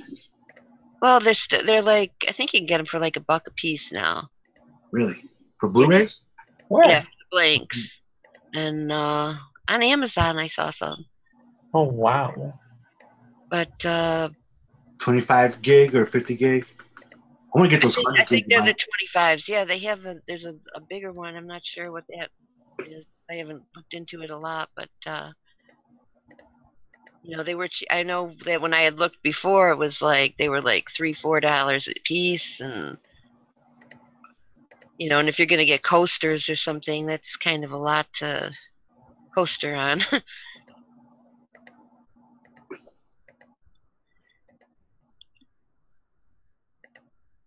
So, but they're starting to catch up slowly to the price of the blank DVDs. So. I heard they might stop making them. I hope not. No. You know, I've noticed, like, I pre-recorded Blu-rays and stuff, and I've noticed there's some things that they're not putting out on Blu-ray. And they're also, like, they'll put out a TV series and put out the first 2 or 3 seasons, and then not put the rest of it out on Blu-ray. Which is why I don't like to buy it until, you know, the whole series is done, to make sure it's... Yeah, I'm a Blu-ray fanatic. I buy it. I would if I could afford it. What I do is I wait until they go.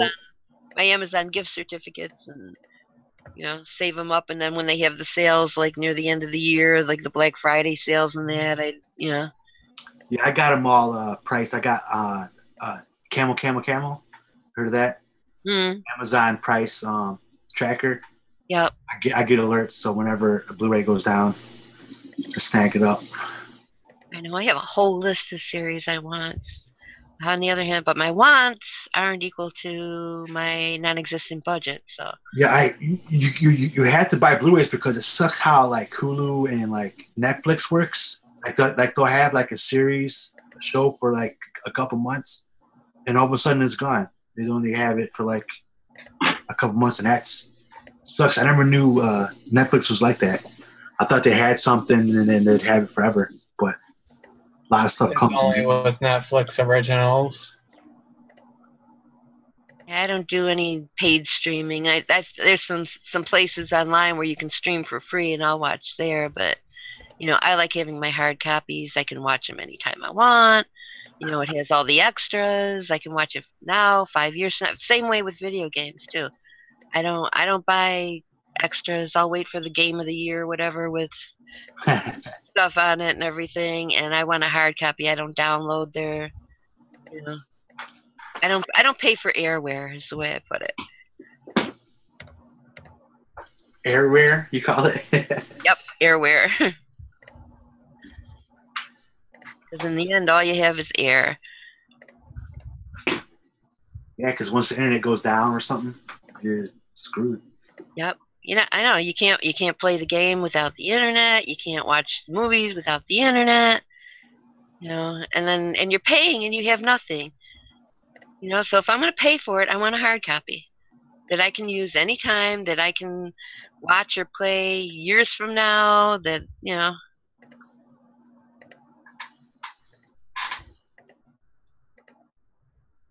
You know, I'll watch for free, but I'm not paying. You know, I'm not paying to stream stuff and, you know, paying for some file that can mess up or that can go when my computer goes and maybe they don't even have it anymore. So I have my Blu-rays, but not that I have a lot of DVDs.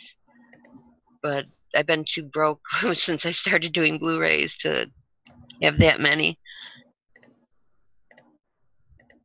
Yeah, I never buy Blu-rays if they're new releases because it gets ridiculous, like $30 for a new release or something. That's.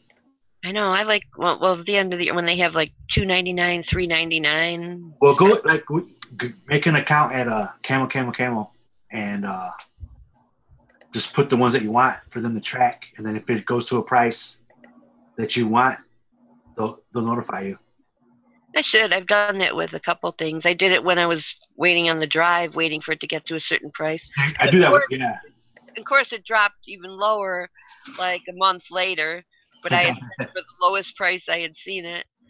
And Amazon used to, I think it was like 30 or 60 days. If a price got lower, all you had to do was to tell them, and they'll look at your account, and then they'll refund you the difference. They did used to do that. Who, Amazon? Yeah. Not that I know of, because I know when I bought. Not anymore though. Well, I know when I bought Catherine. I think it was a video game. Catherine, yeah. I bought it, and then just like a couple days later, it went on special, and they said they really can't do anything. But then she said, "Well, she'll give me some credit anyways," which she did. But that wasn't their standard policy. And that was a few years ago.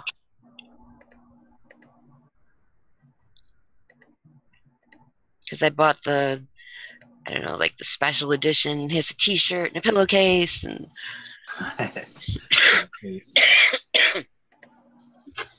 I know. Usually, I just stick with the games and not the extras. I only have a couple things that have extras.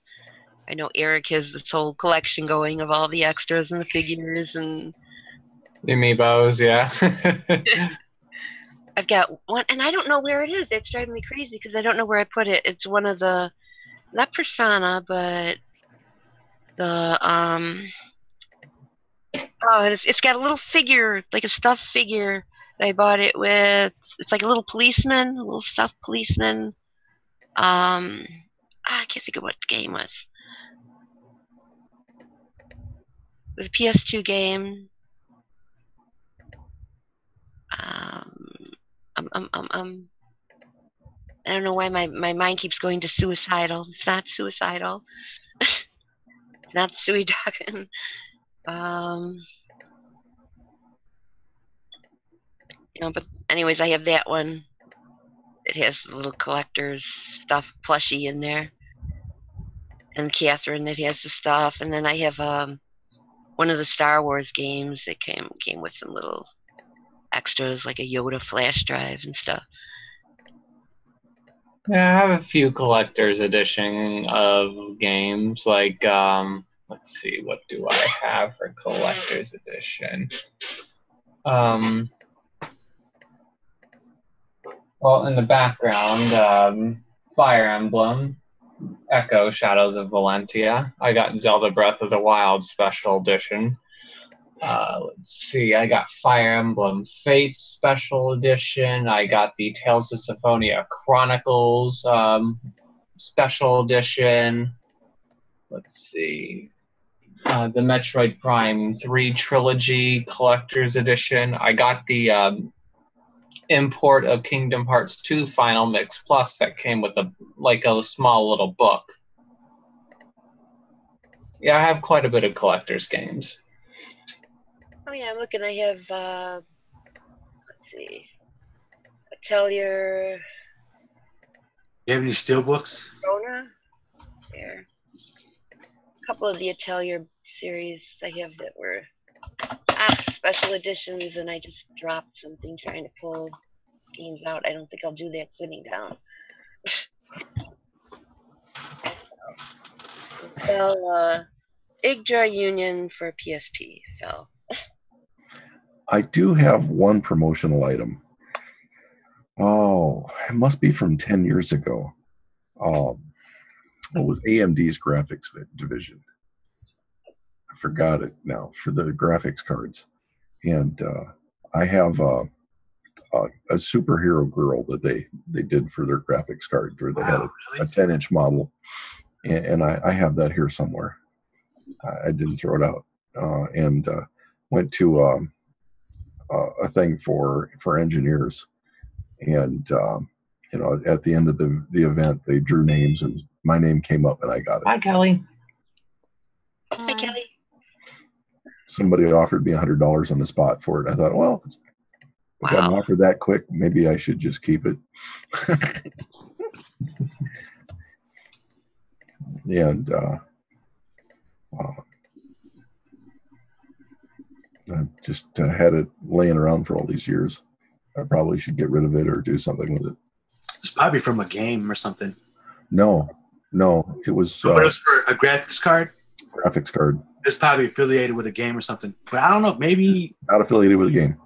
Maybe AMD's got a superhero, but way back when.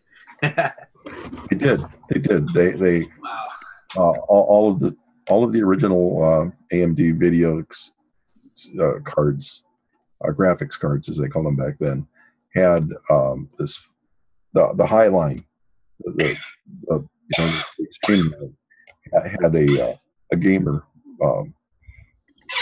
If I can find it. Who is AMD graphics? Advanced.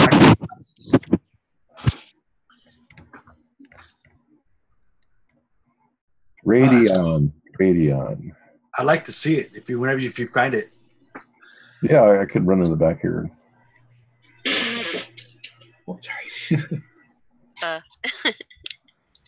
Give me an idea of what, but it was 10 years ago. So I know I built. You'd go there, and then as an engineer, you get a motherboard, a new OS. Then you're giving away hard drives, lunch boxes. I still have my lunch box, and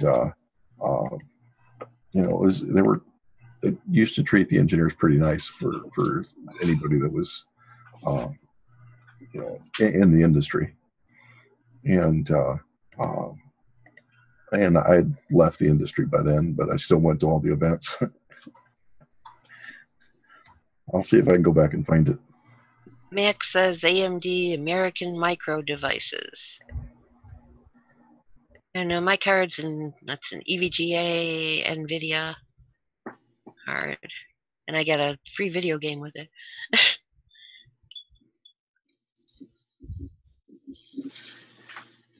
Yeah, I think I'm going to build an AMD computer.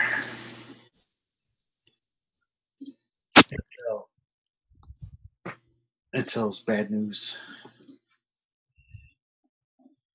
I make those decisions when I'm rich. I don't know how long it's going to be till I could ever build a new one. Yeah, it'll probably be pretty soon. No, it's not. Because these websites that they're making are more graphics intensive, and then I don't have the money to build a new one. You buy used ones from 5 years ago or something. Well, I might as well stay with mine from 8 years ago then. It's just still probably better than any commercial. Well, that's what I'm going to do. I'm going to get a bunch of used parts. I mean, I hit my first computer I got for free, and then I just kept upgrading it, and that's how I was learning how to, switch out parts and do everything. And then my next couple cost me $50 a piece, and I just kept trying to, add a little something here, a little more memory, a little, and then what is the graphics like? Is it 1080p or is it lower? No, 1080. Wow, that's pretty impressive for Windows XP in 2017. That's crazy. Well, the graphics card could handle it, so XP handles it. Maybe you can buy a better used graphics card. Thing is, I'm not really doing anything on the computer that's that graphic intensive. I mean, when I play games, I'm usually playing on a console. I don't really play on the computer.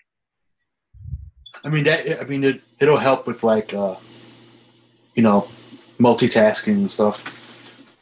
But I don't multitask. Well, I have a bunch of things open at once, but I can't do more than one thing at once.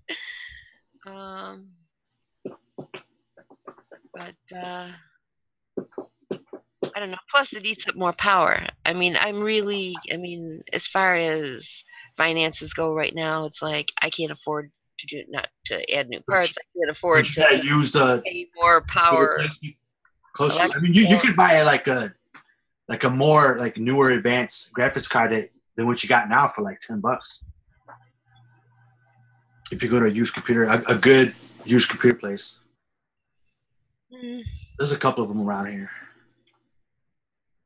I don't know. I mean, this one. Yeah, that's something I'm gonna do. Yep. Thanks. I mean, this is fully capable of anything I do on here. It's like a 260 core. Yeah, because once I start researching, One page is open, another sudden got 20 pages open, 50 pages. Yeah, I know. I'll have like 20 or 30 tabs open on Chrome alone, and then have Pale Moon open, and I have Sea Monkey open, and I have all the stuff open, and I'm listening to Ring Central, listening to you guys, and then all of a sudden it starts freezing. yeah. Well, since it restarted, right now I only have Chrome and Ring Central going. Do you use like a spy bot or something like that? Yeah, I have AVG, I have Spyware Guard, Spybot, Malware Byte, bunch of stuff. Yeah, that's a must, man. You know, I'm getting pretty unhappy with AVG though. I mean, I used to really like it. And what's it called? I don't think I heard of that. AVG? AVG antivirus. Oh, okay. And I mean, I've used it for years and years and years, but the last couple updates, I don't like it. And the newest one, I can't open the console on it. And a lot of people were having the problem, not just with XP either, that it wasn't loading right. You know, so it'll be working in the background, but I can't say run. You know, it'll be the UI failed to load, and you know, so I can't reset the options if I want or anything like that. What I've been doing is, like, a couple times already, I've reinstalled the last version and just updated it, and it'll be good for like a week or two, and then I'll decide to update it to the new program again.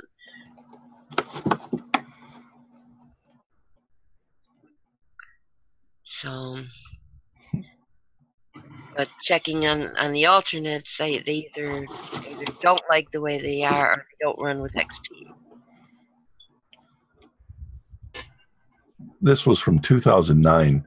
It was the subdivision of AMD was called Sapphire, and they were high-end video cards. I remember.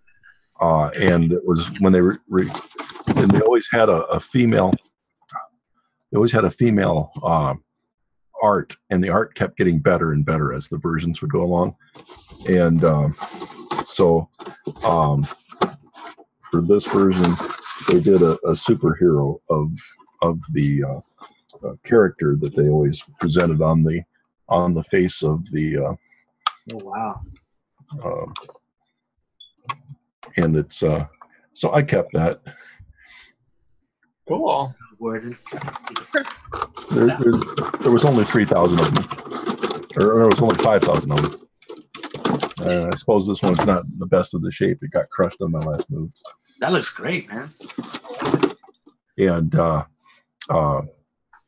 so in the last computer factory I did was with Intel processors, and I was pretty impressed with the AMDs of the 2000s. And you know, when I attended their things for making their motherboards, and then I thought, okay, I actually like this chip system, and I thought it was too bad that they never got. You know, they're not dead yet, but they're definitely not the most popular of the systems because so much more money gets put into the Intel systems.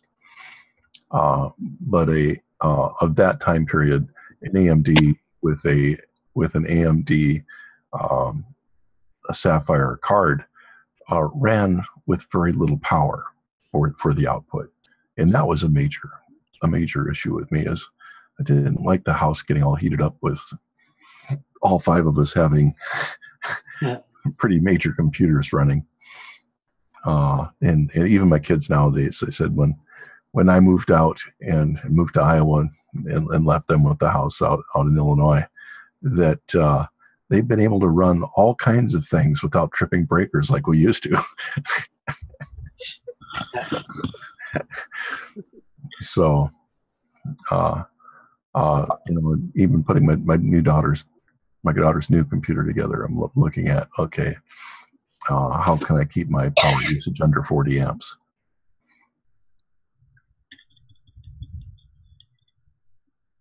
Yeah, things have gotten real more efficient than what they used to be. Mm-hmm. That's a good thing.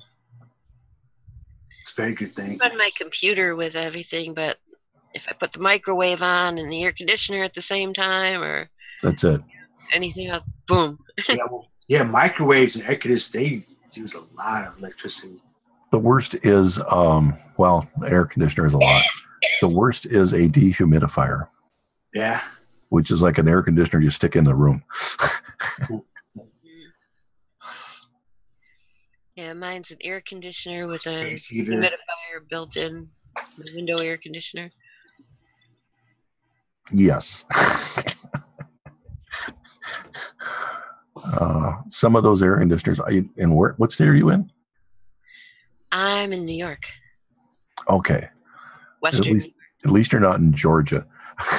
Georgia, Right. Florida. If you have a window air conditioner, you're going to have a stream of water coming out of that window.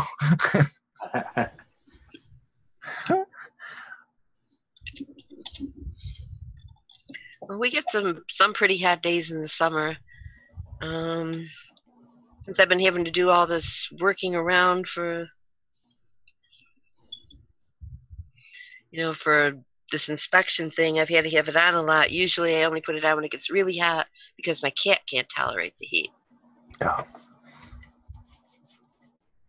I got new headphones. I'm not used to them yet. Are those Beats? No, I'm just kidding. What are those? Can't mute. Edifier. Oh, wow. They actually seem to be pretty good. It's not a brand name that I was familiar with. I never heard of it. It looks pretty good. I've had them on now for about 7 or 8 hours, and my ears are starting to feel it.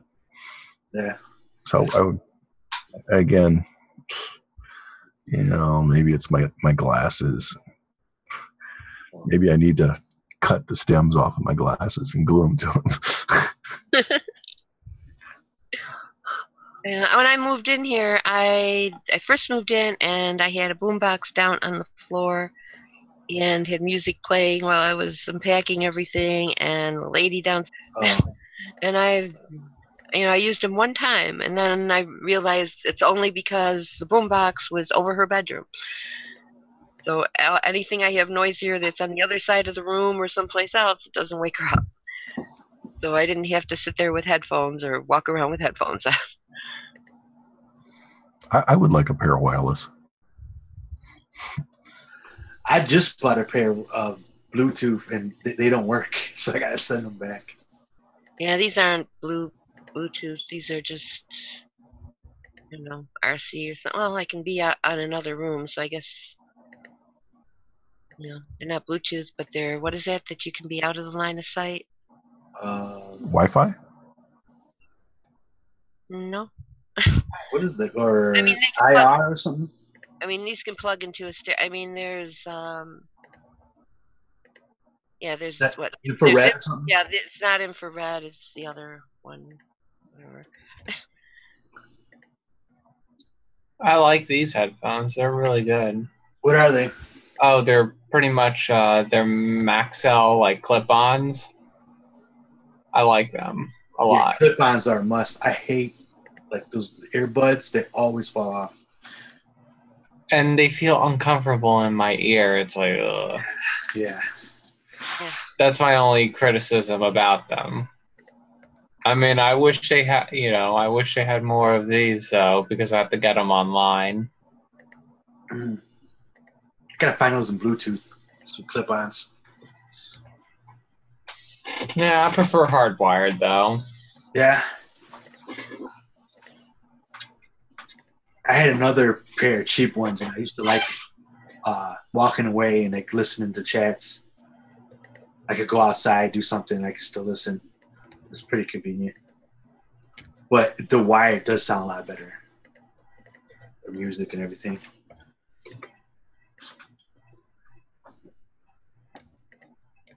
I think we bored Kelly. Oh, she's sleeping. She just woke up. She's sleepwalking on the internet. She ran away. Oh, did she leave? Okay. Yeah. I just noticed, yeah, her box is gone. Probably clocked out. Kelly, come back. Can you invite people on this? Oh, yeah, okay. How does that work? I don't know. By mail? You can invite people by mail. That's crazy. I am so tired. I mean, I really should be sleeping. I got up really early and was working around here all day. And Yeah, I think it's time to kill it. Time to end the stream. Yeah, I'm ready to go to bed. I was ready to go to bed before it started, but I'm going to go to Denny's. I'll meet you guys at Denny's. Yeah, I've got my banana ready. It's time for me to go to get a bottle of water, take my banana, put it beside my bed, and get ready to get up in the morning. Yeah. All right. Good night. All right. Have a good night, everybody. Take care. Have a good one. Bye-bye. night. Night. Snark always leaves before we can say goodbye. He disappears quickly. Oh, good night. Good night, everybody.